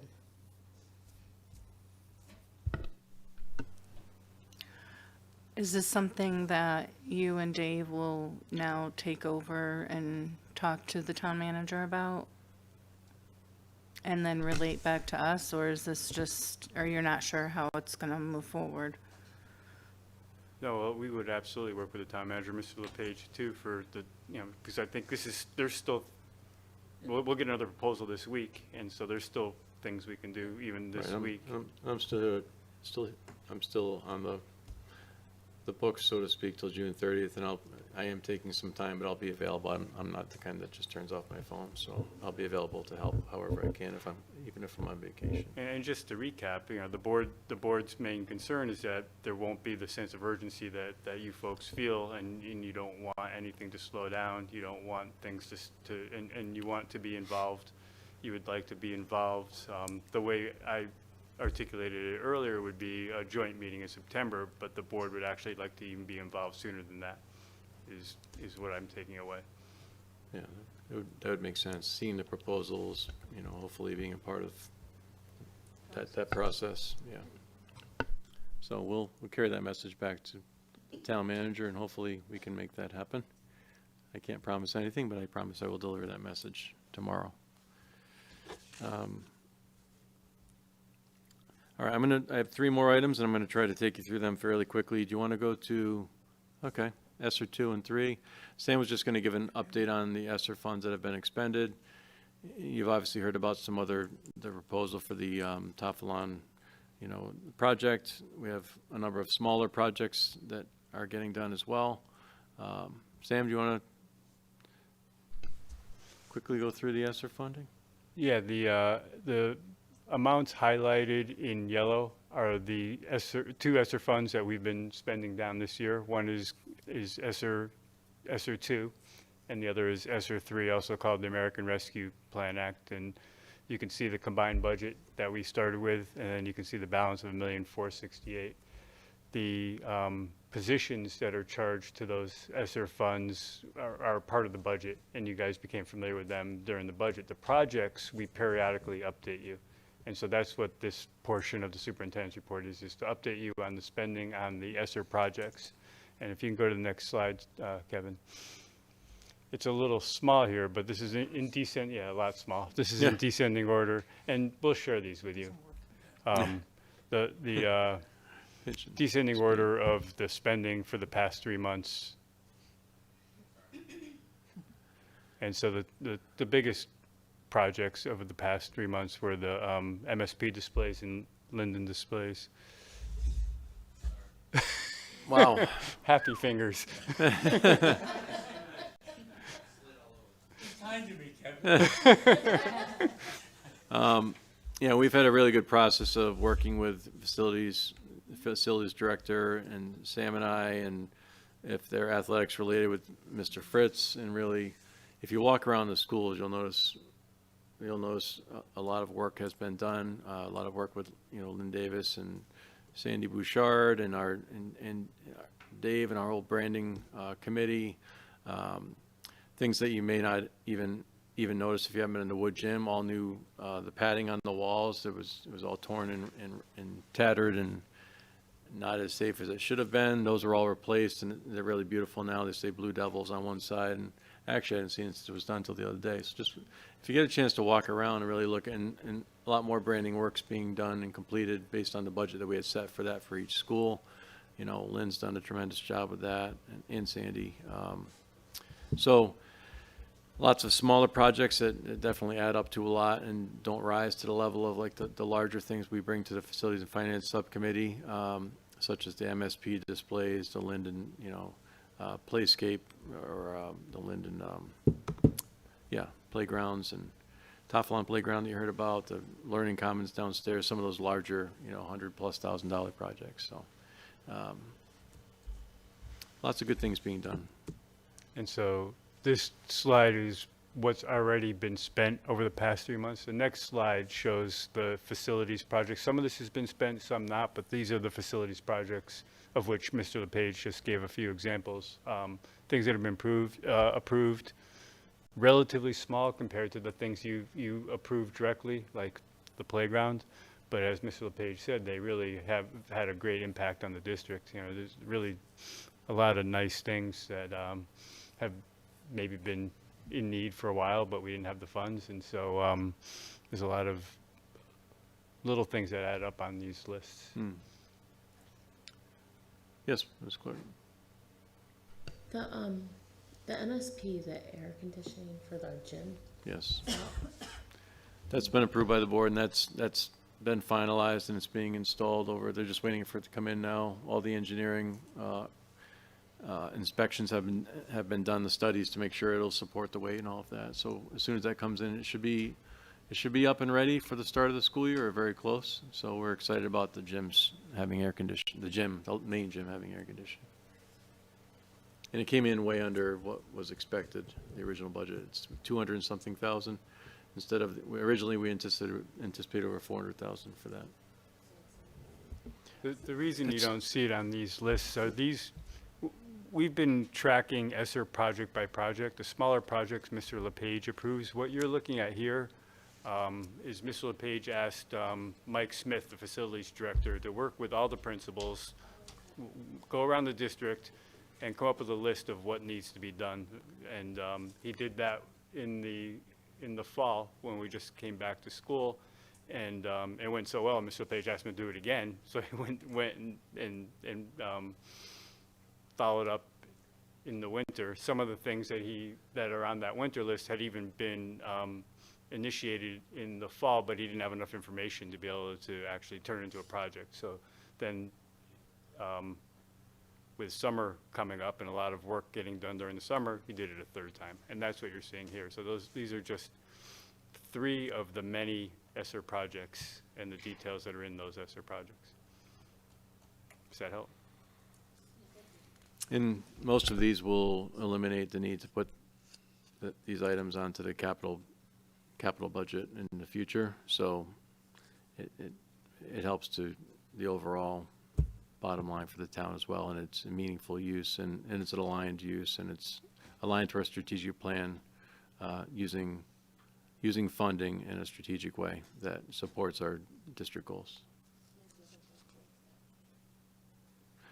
Well, it will help. We are, as far as the fiscal cliff goes, right, it wouldn't, the things that make you concerned with the fiscal cliff are the positions, because if you keep all those positions, these aren't positions, these are items and upgrades and repairs and facilities, things that are once in a long time type of things. So these are kind of perfect examples. The staffing we needed, we had to do it, but we're phasing a number of those staffing positions out. I see the sinks are on there for MSP. Those are the ones in the art room. under spring, summer? No, those are the bathroom sinks, is my understanding, right, Sam? Oh, bathroom Because sinks? we have one that just keeps running all the time. It won't shut off, and you Okay. can't, the parts, they're obsolete. That was, the sink, the bathroom sinks are in really bad shape, yeah. I think that's about all I had to say for Esser. Stan, anything else? The next slide isn't really for tonight, but it's in the packet. It's just a list of all the spending from the beginning of the. Let's go of through that. this line by line. Just so you have So it. first we have, any binoculars? It's so you have it. It's been a lot of work done, thanks to grants. All right, we'll go to, want to go to the realized savings? So if there are realized savings, Sam will tell you, he doesn't sleep very well in June, leading up to the end of the fiscal year. He gets very nervous about it every year. I calm him down every year. He gets nervous again. I calm him down again, then he What am I gets gonna me do nervous, next then he year? calms me down. But, you know, every year, we're close to the wire. But if some intended budgeted expenses aren't spent, or there was a savings here on something you thought would cost more, so that potential for realized savings, it's kind of it's never a ton of money, but it's something that we hope for in order to front load some expenses we know are essential parts of what we do anyway. So it helps to minimize or reduce the need to budget for those items. So legal fees, although we have done most of the negotiations, we have nurses. Before I leave, I'll do the nurses, which is a small collective. They're not a bargaining group, but they're a small group. Teachers are done. We have, I'm trying to think of the next one, paras and tutors. I think that's it. Yeah. We're in good That shape. legal fees could be less than So that. it could be If less. we didn't have enough The, realized savings to be able to do those, that would be lower. right. The dime oil and bus fuel, that is the price, and it's actually a really good price, even though it's substantially higher than what it was last year. Sam and Rob Buden did a good job of locking in before things really escalated, so, and they've really hit that timing right every year. They do a good job of that. The turf fund is something that we've encouraged, and the fund has grown thanks to the Board of Education putting in more funds, as well as kind of reinstituting expectations for partner groups. So we met with the partner groups. I know you heard about the fund balance at the last meeting, so I won't reiterate that. But if there are funds available from realized savings, it would be these would be the recommended. This isn't an action item. It's just a kind of a informational item and something we'd recommend that the board support. Okay, that totals $240,488. Hopefully you have that much or thereabouts, but we shall see. Lots of moving parts, special ed costs, all those things that can change on you as far as outplacements go, but I think we're holding tight. Armed district security officers. All right, so I had presented adding, you know, our beloved armed security officer at the middle school, Miles. He's a great guy. He's doing a terrific job, and he's invaluable over there. And he's a good substitute for the time being for not having a secure entryway vestibule, man trap, if you will. I've had concerns expressed to me by some of the elementary parents, you know, whether, particularly Wheeler, because it's further away from the other schools. We have an SRO at the high school, although our current SRO is out on leave right now. We have an SRO at the middle school. We have an armed security officer at the middle school. And we have we had 3 regular security, or 2.5, I should say, regular security guards. We all know Mr. Humphrey, Mr. Delana, or I believe most do. We had another part-time, I think it was .6 security guard at the high school who would help out a lot, no longer with us. The proposal from Rich Marquis, our Director of Security, in talking with me would be to not fill the security guard .6 position, but instead fill a position as an armed security officer and have that person, have that security officer at either Wheeler or Linden, or alternate between the two, and then have Security Officer Marquis, Rich, at the other elementary school, since there's an SRO at the high school. So you'd have Miles is directly across the street, as is an SRO from Tafalon, so you'd have really close proximity there if they should need support. You know, this would be at an elementary school, so I would recommend, you know, my recommendation would be, you know, concealed armed security officer, so you're not walking around with, you know, a weapon invisible, but someone that would be there to support the entire district, but mostly located at the elementary schools. I know Director Marquis was looking to have an armed security officer at every school eventually, so this was kind of a step toward that, not filling the security guard position, but instead filling with a security. I was about a $25,000 difference to the budget, so that would be something, you know, obviously to consider. But as part of the analysis of our security systems and preparedness, this is something that was brought to my attention. So I was proposing it tonight, and it's on new business as an item to be voted on. But I just wanted to, any questions on that? I know it can be. Is there a possibility there would be grant funding available?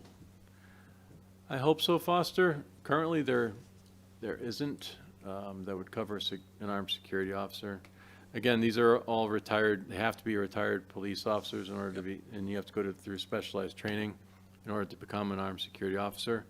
You can't just be anyone coming in off the street who has their, you know, who has a permit. So they're highly trained police officers. Like Miles is a retired state police officer. He used to guard the governor. He was head of the governor's detail, so he's our middle school officer. You know, and for about $25 an hour, you know, it's a decent amount of money, but for what they do and for the responsibility they have and the protection that they can offer to the schools, you know, it's been a much more common practice around the state. So it's something that I would propose, and hopefully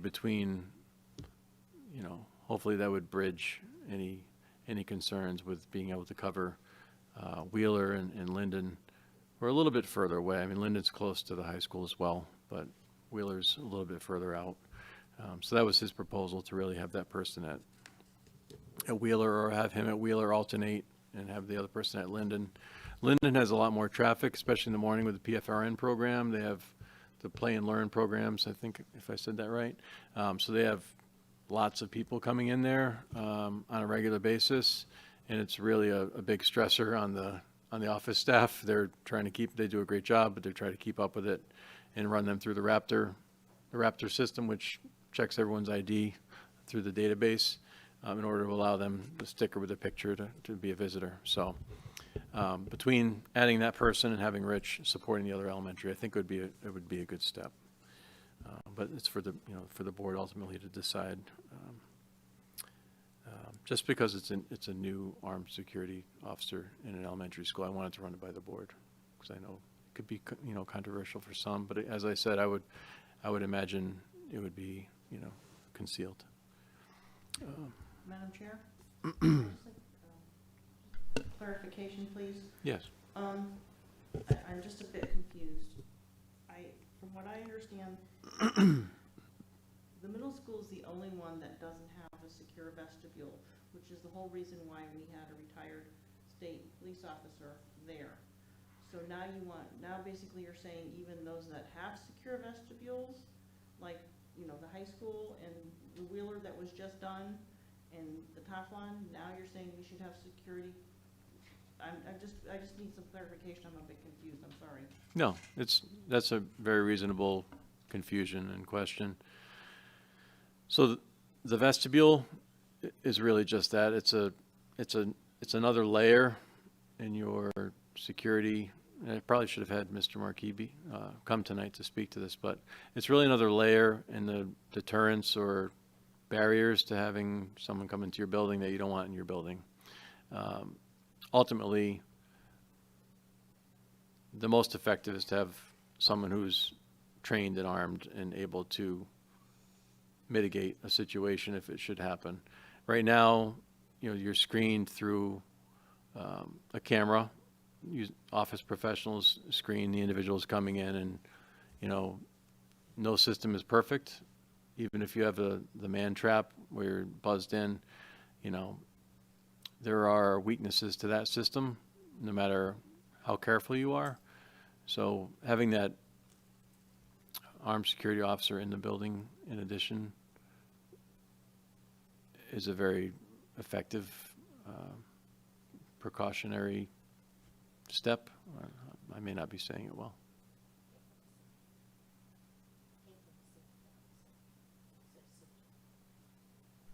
It was suggested by Mr. Marquis, correct? It was. Yeah. And he's in charge of the, He's my security director that we hired to oversee all the security systems in the district. He's also going to be taking all over the radio communication systems and overseeing mutual link and a number of other items. But he's done some safety assessments of the district, so I'm relaying his request for another person instead of hiring another unarmed security guard at the high school, to transition that position to an armed security officer to be used by the district, but that person would likely be at Wheeler or Linden, or a combination of the two, alternating with. But I understand your question. The vestibule is a really important layer and a deterrent and a barrier. It doesn't solve every problem. And I don't want to scare the public, but there are ways around most systems. You know, that's the scary part of school security. So having someone there who's trained and able to respond very quickly is the most effective way to eliminate threats. So I think I'll leave it at that unless any other questions. Madam Chair, is the unarmed security guard position at the high school something that was being considered, or is that position already there and it would be something eliminated? That position was there and that individual is no longer with the district. We were looking at rehiring that position, and it was requested by Mr. Marquis that we take this avenue instead, and utilize those resources toward this position instead. So, you know, a part-time security officer, they make about $18 an hour compared to $25 an hour for a full-time person. So there would be a cost difference, but it would be offset by not filling the part-time position. And obviously, Mr. Marquis sees this as the way to go, or he wouldn't be recommending it. Were there any downsides of eliminating that part-time secondary position at the high school, or benefits that we would be losing? And I'm not saying not do what he's recommending, but Yeah. if there was still that need there, does that lead us in a situation where we might still be looking at that need down the road and how we could Yeah, it's a fair question. cover everyone? They believe they can cover the needs at the high school. I'm trying to remember the reason they had asked to increase those needs. That person was really instrumental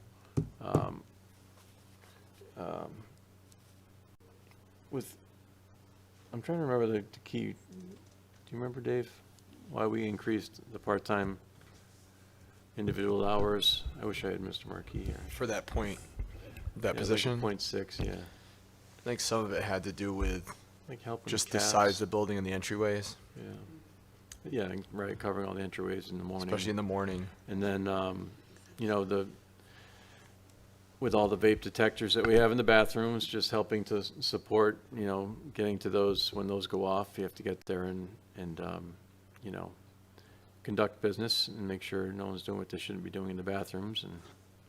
And so it's been helpful. Cafeteria, coverage of the cafeteria during breakfast and lunch. So it's helpful to have that extra person. Definitely it was a valuable resource, not anything extra, but, you know, Lowell and Tim have done a great job. And you know, I think we added a part-time during, it might have been with all the COVID needs. I'm pretty sure that's when we added the part-time person. It was a really unique time, so we needed more individuals to kind of monitor things and support the school's needs. But so this would be the way he would recommend that the district go. And again, I leave that ultimately up to the board. Thank you. Thank you. And that's the end of I figured my last report, so it's Might as well make it lengthy. Why stop now? Exactly. That's it, unless there's any questions. I think we have it all. Okay, then we'll move on to the Facilities and Finance Subcommittee. Foster? Yes. Very quickly, the Finance and Facilities Committee did meet on June 1st in the Commons. And we did, actually, most of what the superintendent's report covered, we did cover at that meeting. The one thing, first thing we did, though, we did agree in consensus that we should be accepting the very generous office of Jerry Bello for the really the gifts that he is giving to the green. And so we did agree that, and it appears on our agenda tonight to accept his agreement, and that is a new business item on our agenda tonight. We also discussed the revisions that were proposed at Toflon and agreed again that this was a project that should move forward, not to exceed $95,000. We also did review in that subcommittee meeting the possible realized savings and also the middle school project, which we went over in great detail tonight. So that really is a very brief recap of what we did on June 1st.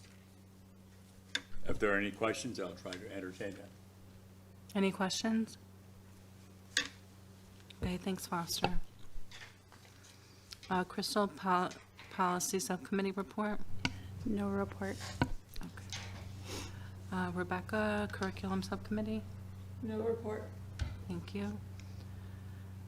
No report for the Outreach Subcommittee. Foster, the high school liaison? I was unable to attend the PAC meeting on May 10th. I had a conflict in my schedule, but I did communicate some of the highlights of the Board of Education meeting in email form to the president of the PAC. I have a communication outstanding with that president to get back the results. They had their election, I believe, that night, and they have new leadership for the PAC, so I'm trying to get that information. Hopefully we'll have it before our next meeting. Thank you. Rebecca, do you have anything for Toflon? No report. Okay. Cassandra Linden?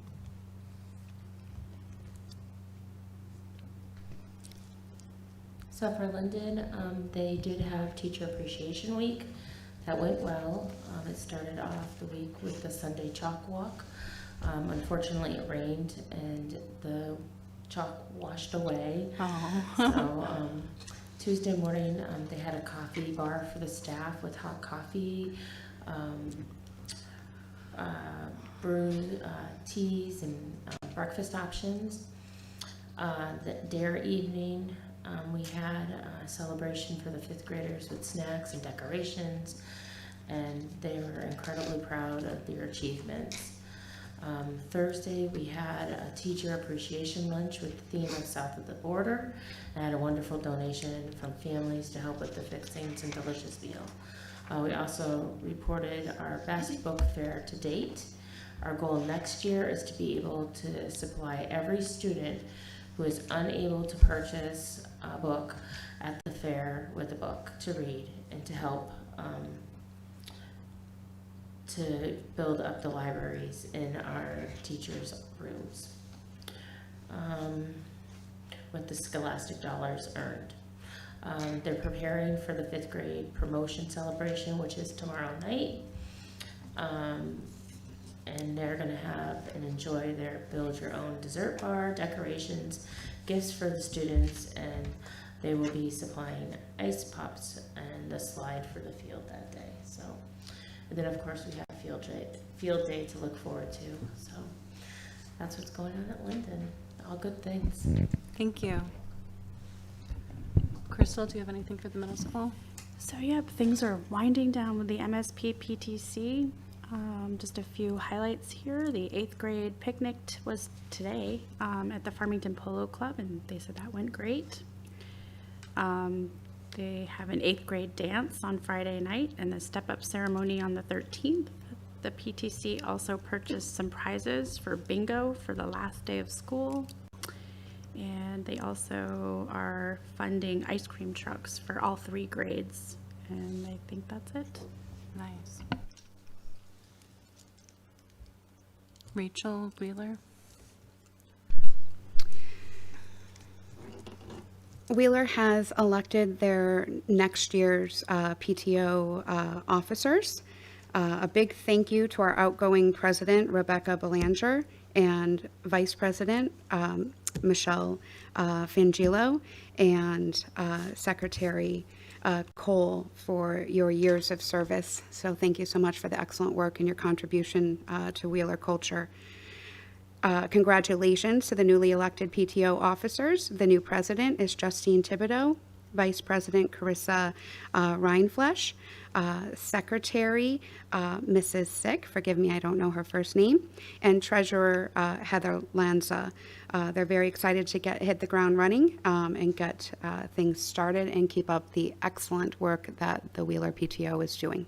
Thank you. Thank you. Becky, is there anything for Craig? No report. Okay.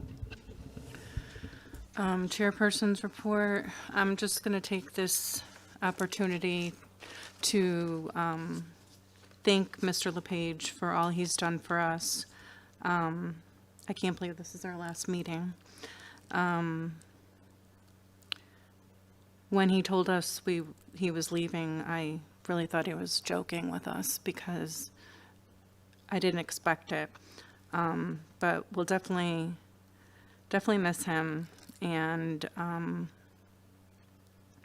I just want to thank you for everything that you've done for us as a community, being involved with our children, the parents, and you'll definitely be missed.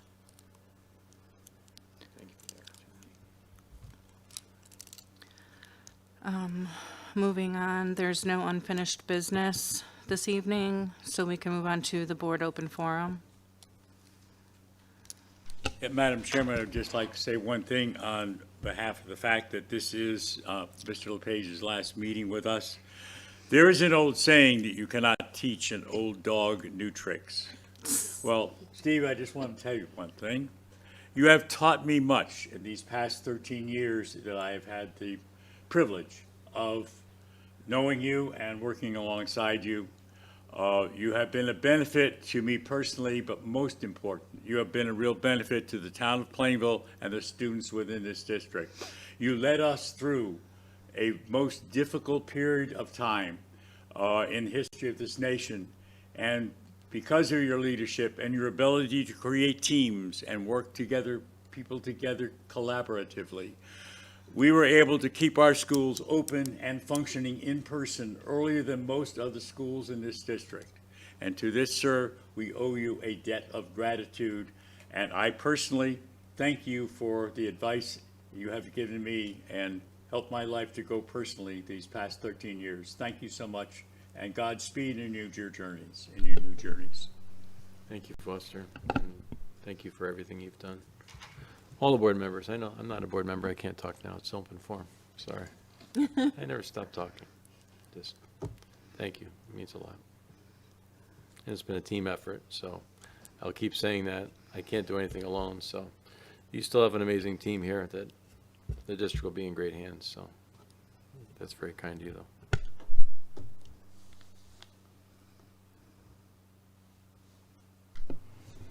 Madam Chair?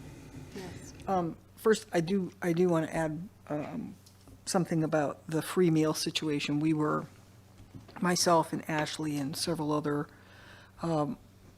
food service directors from the state went up to the Capitol a couple of days ago, and they had a bunch of lunch ladies set up the line, and all the legislators came down and went through for lunch.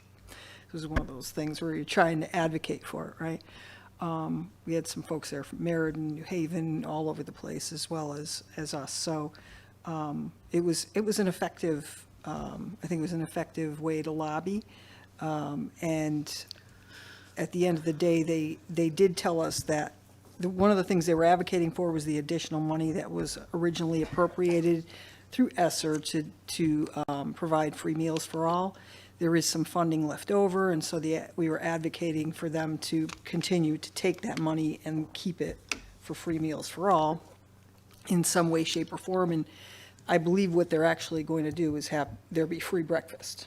So throughout the state, that's what I've been heard, and it was announced. Matt Ritter said it too.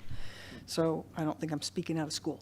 But I think that's hopefully what's going to happen. It's actually a really good way to get that foot in the door and at least put that out there. And it'll be something that will take years to be able to advocate for this. But beyond feeding kids, physically feeding kids, to me, this is really about preventing stigma, because that's one of the things that I learned,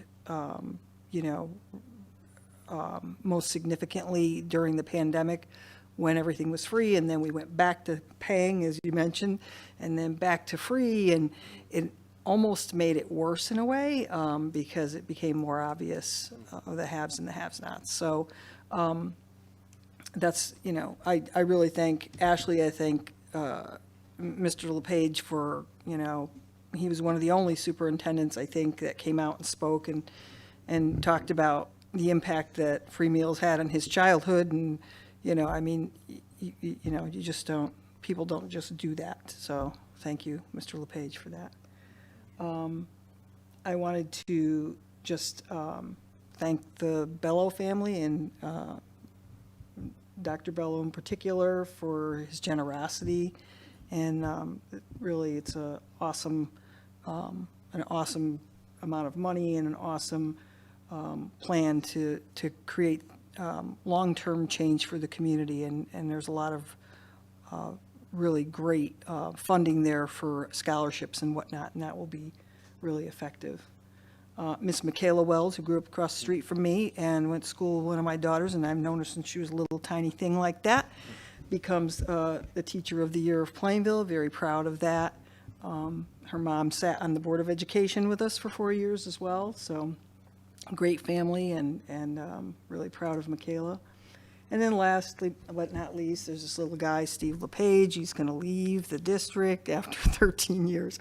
Mr. LePage, when he came here, he was the principal of the high school, and he was following in the footsteps of a very popular principal who had been here for many years. Previous had been the assistant principal for many years, and then became the principal. And he was a very popular person, and we were worried that it was going to be difficult shoes to fill. But I swear it was like we never even missed a beat. And it just goes to show that we just made the right choice at that moment in time.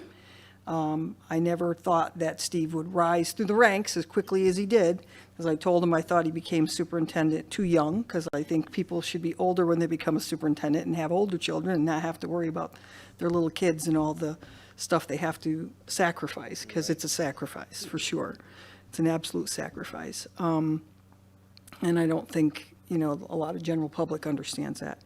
So there's being a superintendent, and then there's being a superintendent like you have been for us here, and having gone through, the past couple of years, as we mentioned, and just having been able to do the things the way you do with the care that you have.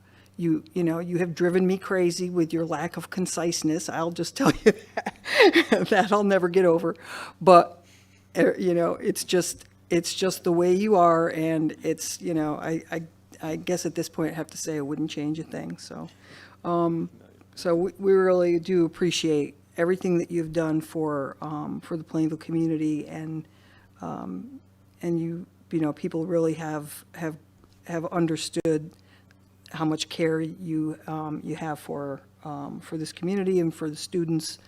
And I know that you're going to have that same level of care no matter where you go, because that's just the way you are. A very humble and effective person. Thank you.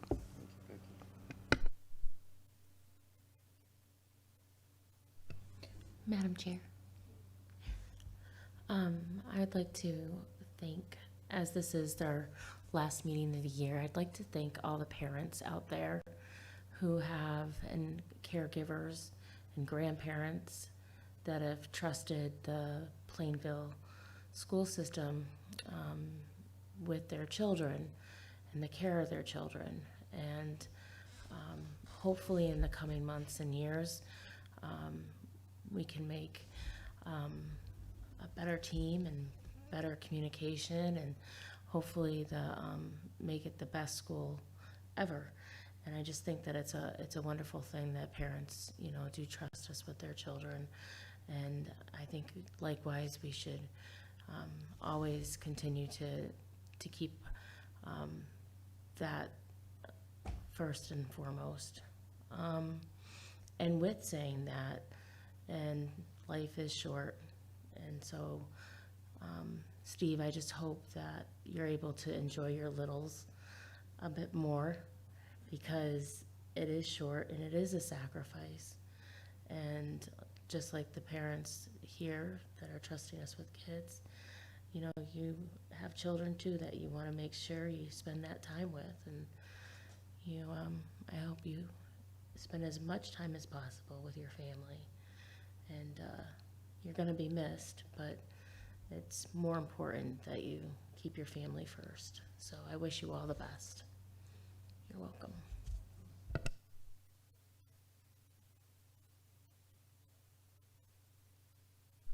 Does anyone else wish to speak?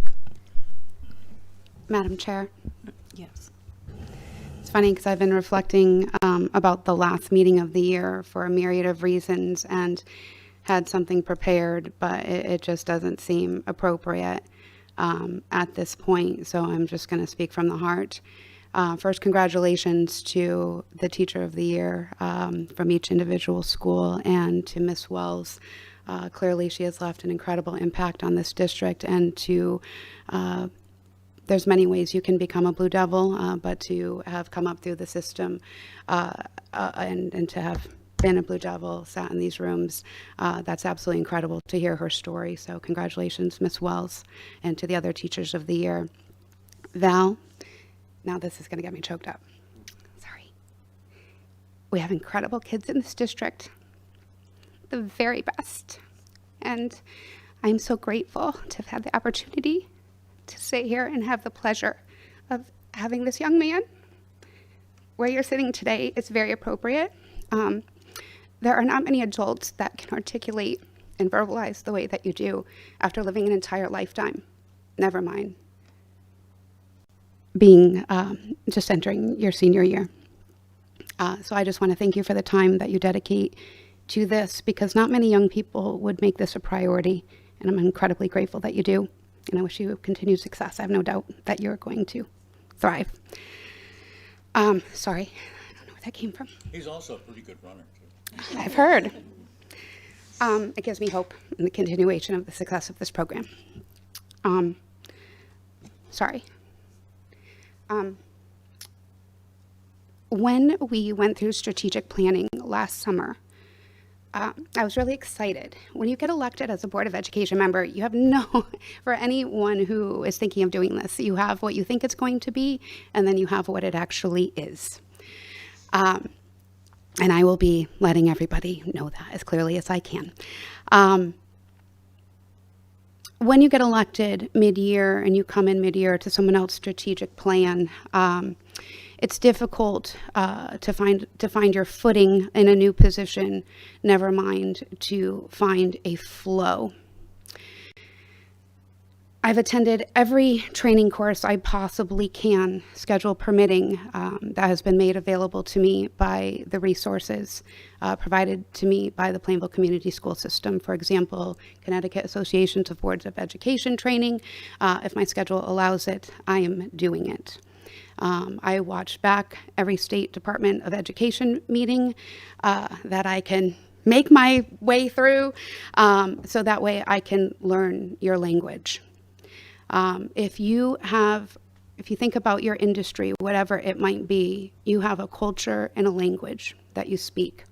Coming in as a Board of Education member, it's intentional for us not to know the language to some degree, and to be an outside bird's eye view. I am transitioning this to Mr. LePage. I knew what kind of leader Mr. LePage's district believed him to be when there was a line out the door to advocate on his behalf for a perceived slight. And I say perceived because it was perceived. Because I am just doing the job of providing oversight and transparency. And who I learned who Mr. LePage was the difficult conversations that none of you know that were had, and how a leader steps up to be able to have those conversations on the back end, to be able to accept constructive criticism, self-evaluate, and hold up a mirror, to be able to determine what is it that I'm doing well, what can I continue to do that way, and what can I reflect on to do differently. And that is my benchmark of any leader, regardless of how I feel about I don't have to agree with people to work with people. That is actually not how the world works. But our pathway in communication and in team, I hope that this Board of Education can, moving forward, learn from the man who is going to another district on what we're supposed to be doing moving forward, which is keeping the children of this school system and these families at the forefront of our minds each and every single moment of time. And one of the most important trainings or topics that CABE has instructed us about is civility. And that comes from a lot of different levels and a lot of different training and a lot of different perceptions of what that should look like. As someone who sat in these rooms, 1 through 12, it is incredibly important to me that I hold not just myself accountable, not just my leaders accountable, but each and every one of us here to be able to communicate civilly with one another moving forward. I would like to make that's my personal goal. And I would love for the folks that come before us to be able to know that our minds are open, our hearts are open, because regardless of, we are elected political officials, whether people like that or not, that's how this works in our particular community. It's not like that in all communities, but in ours it is. So immediately, especially in these very divided times, it takes a special kind of leader to be able to take it.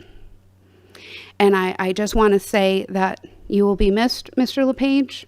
I thank you for the role in which you played with my own stepdaughter as a principal. You will never know the impact that you had on my family's life personally, so thank you. And I just look to this Board of Education for future to remember this moment, and that this is our opportunity to move forward together, even if we might disagree. And I hope, Mr. LePage, that is the legacy you can leave us with. So thank you.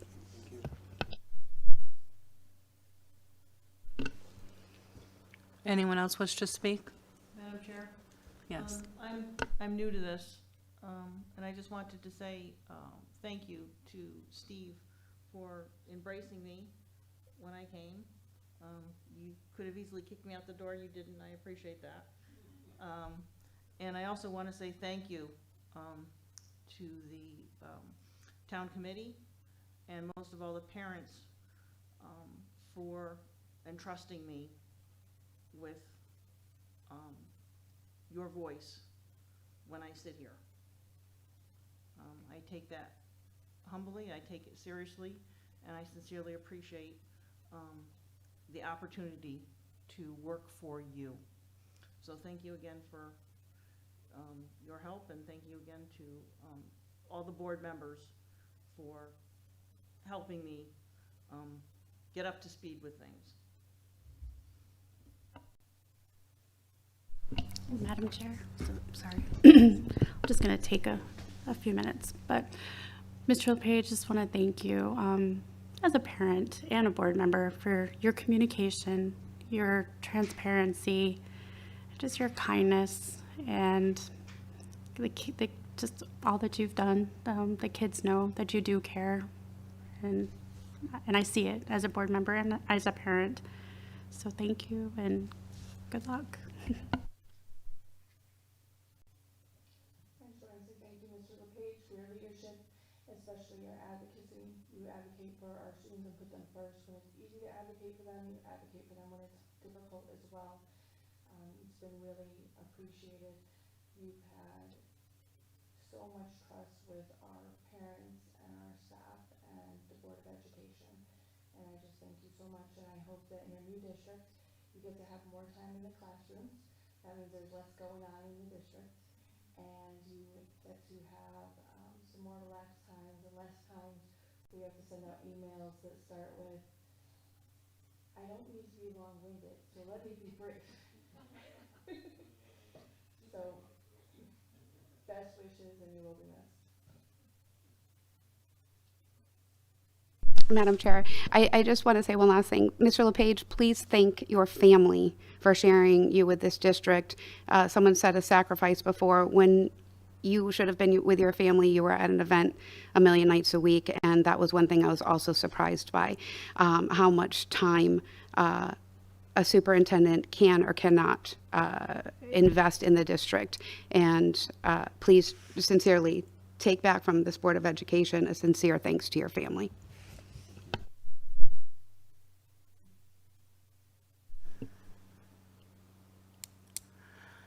Anyone else? Everybody else? Okay. You're getting old? What? Well, besides that, drained. Drained. Oh. Sam, do you have anything for the special education cost report? Or did you already go through over that? No, this is the time to do that. Okay.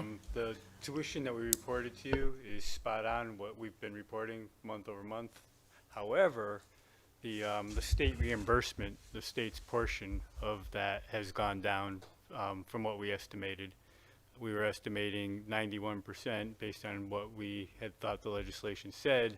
Turns out it was significantly less than that, and it has a $162,000 impact on our forecast at the end of the year. So that's just one more thing we have to. Mr. LePage talked about June being a challenge to. So it's one more thing we have to manage to the end of the year. Yeah. But it's not unusual to have surprises in June. This just happens to be the one this June.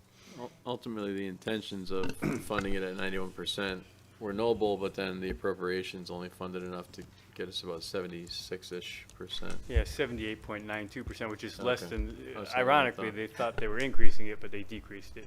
So, go figure. Okay. There's no turf committee report. And student dress policy number 5132, first reading, has been revised.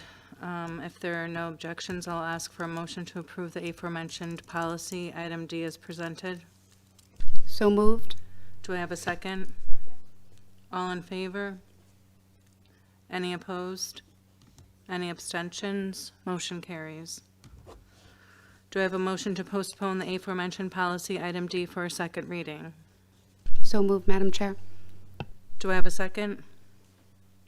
Second. All in favor? Oops. Any opposed? Any abstentions? Motion carries. I need to request approval of the cafeteria meal prices. Do I have a motion to accept the new meal prices as presented? Motion to present the new meal prices as presented, Madam Chair. Do I have a second? Second. All in favor? Any opposed? Any abstentions? Motion carries. Child nutrition, authorization of signatures for Ed 099. Do I have a motion to approve and comply with the requirements of the Child Nutrition Program administered by the Connecticut State Department of Education, and to authorize David Lewandowski, Assistant Superintendent of Schools, or his designee, to sign the ED 099 agreement for the district's Child Nutrition Program, and to sign claims for reimbursement? So moved, Madam Chair. Do I have a second? Second. All in favor? Any opposed? Any abstentions? Motion passes. Requesting approval to authorize a new signer for the EGMS Food Services Summer Program. Do I have a motion to approve a new signer for the EGMS Food Services Summer Program? So moved. Do I have a second? Second. All in favor? Any opposed? Any abstentions? Motion carries. Requesting approval of the new Teflon playground equipment. Do I have a motion to approve the Teflon School So new moved, Madam playground? Chairman. Not to exceed $95,000. Do I have a second? All in favor? Any opposed? Any abstentions? Motion passes. Let's see. Armed District Security Officer, do I have a motion to authorize the inclusion of an additional armed district security officer as presented by the superintendent? So moved, Madam Chair. Do I have a second? Second. All in favor? Any opposed? Any abstentions? Motion passes. Request approval of the new special education coordinator. So moved, Madam Chairman. Do I have a second? All in favor? Any opposed? Any abstentions? Motion carries. And potential sizable donation to Plainville Community Schools per the wishes of Dr. Gerald Bello. Do I have a motion to approve the authorization of the superintendent of schools to sign the agreement between the Plainville Community Schools and Dr. Bello's Memorial Endowment Fund? Madam Chairman, I move that we do accept with great appreciation the donations by Gerald Bello. Thank you. Do I have a second? Second. All in favor? Any opposed? Any abstentions? Motion passes. We'll move to the consent agenda. Is there any need for discussion on any of the items on the consent agenda? If so, we'll need a motion to take that item off the consent agenda for discussion. If there is no discussion, can I get a motion to approve the entire consent agenda as presented? Motion to approve the consent agenda as presented. Do I have a second? Second. All in favor? Any opposed? Any abstentions? Motion passes. Motion to adjourn. Do I have a second? All in favor? Motion unanimously carries.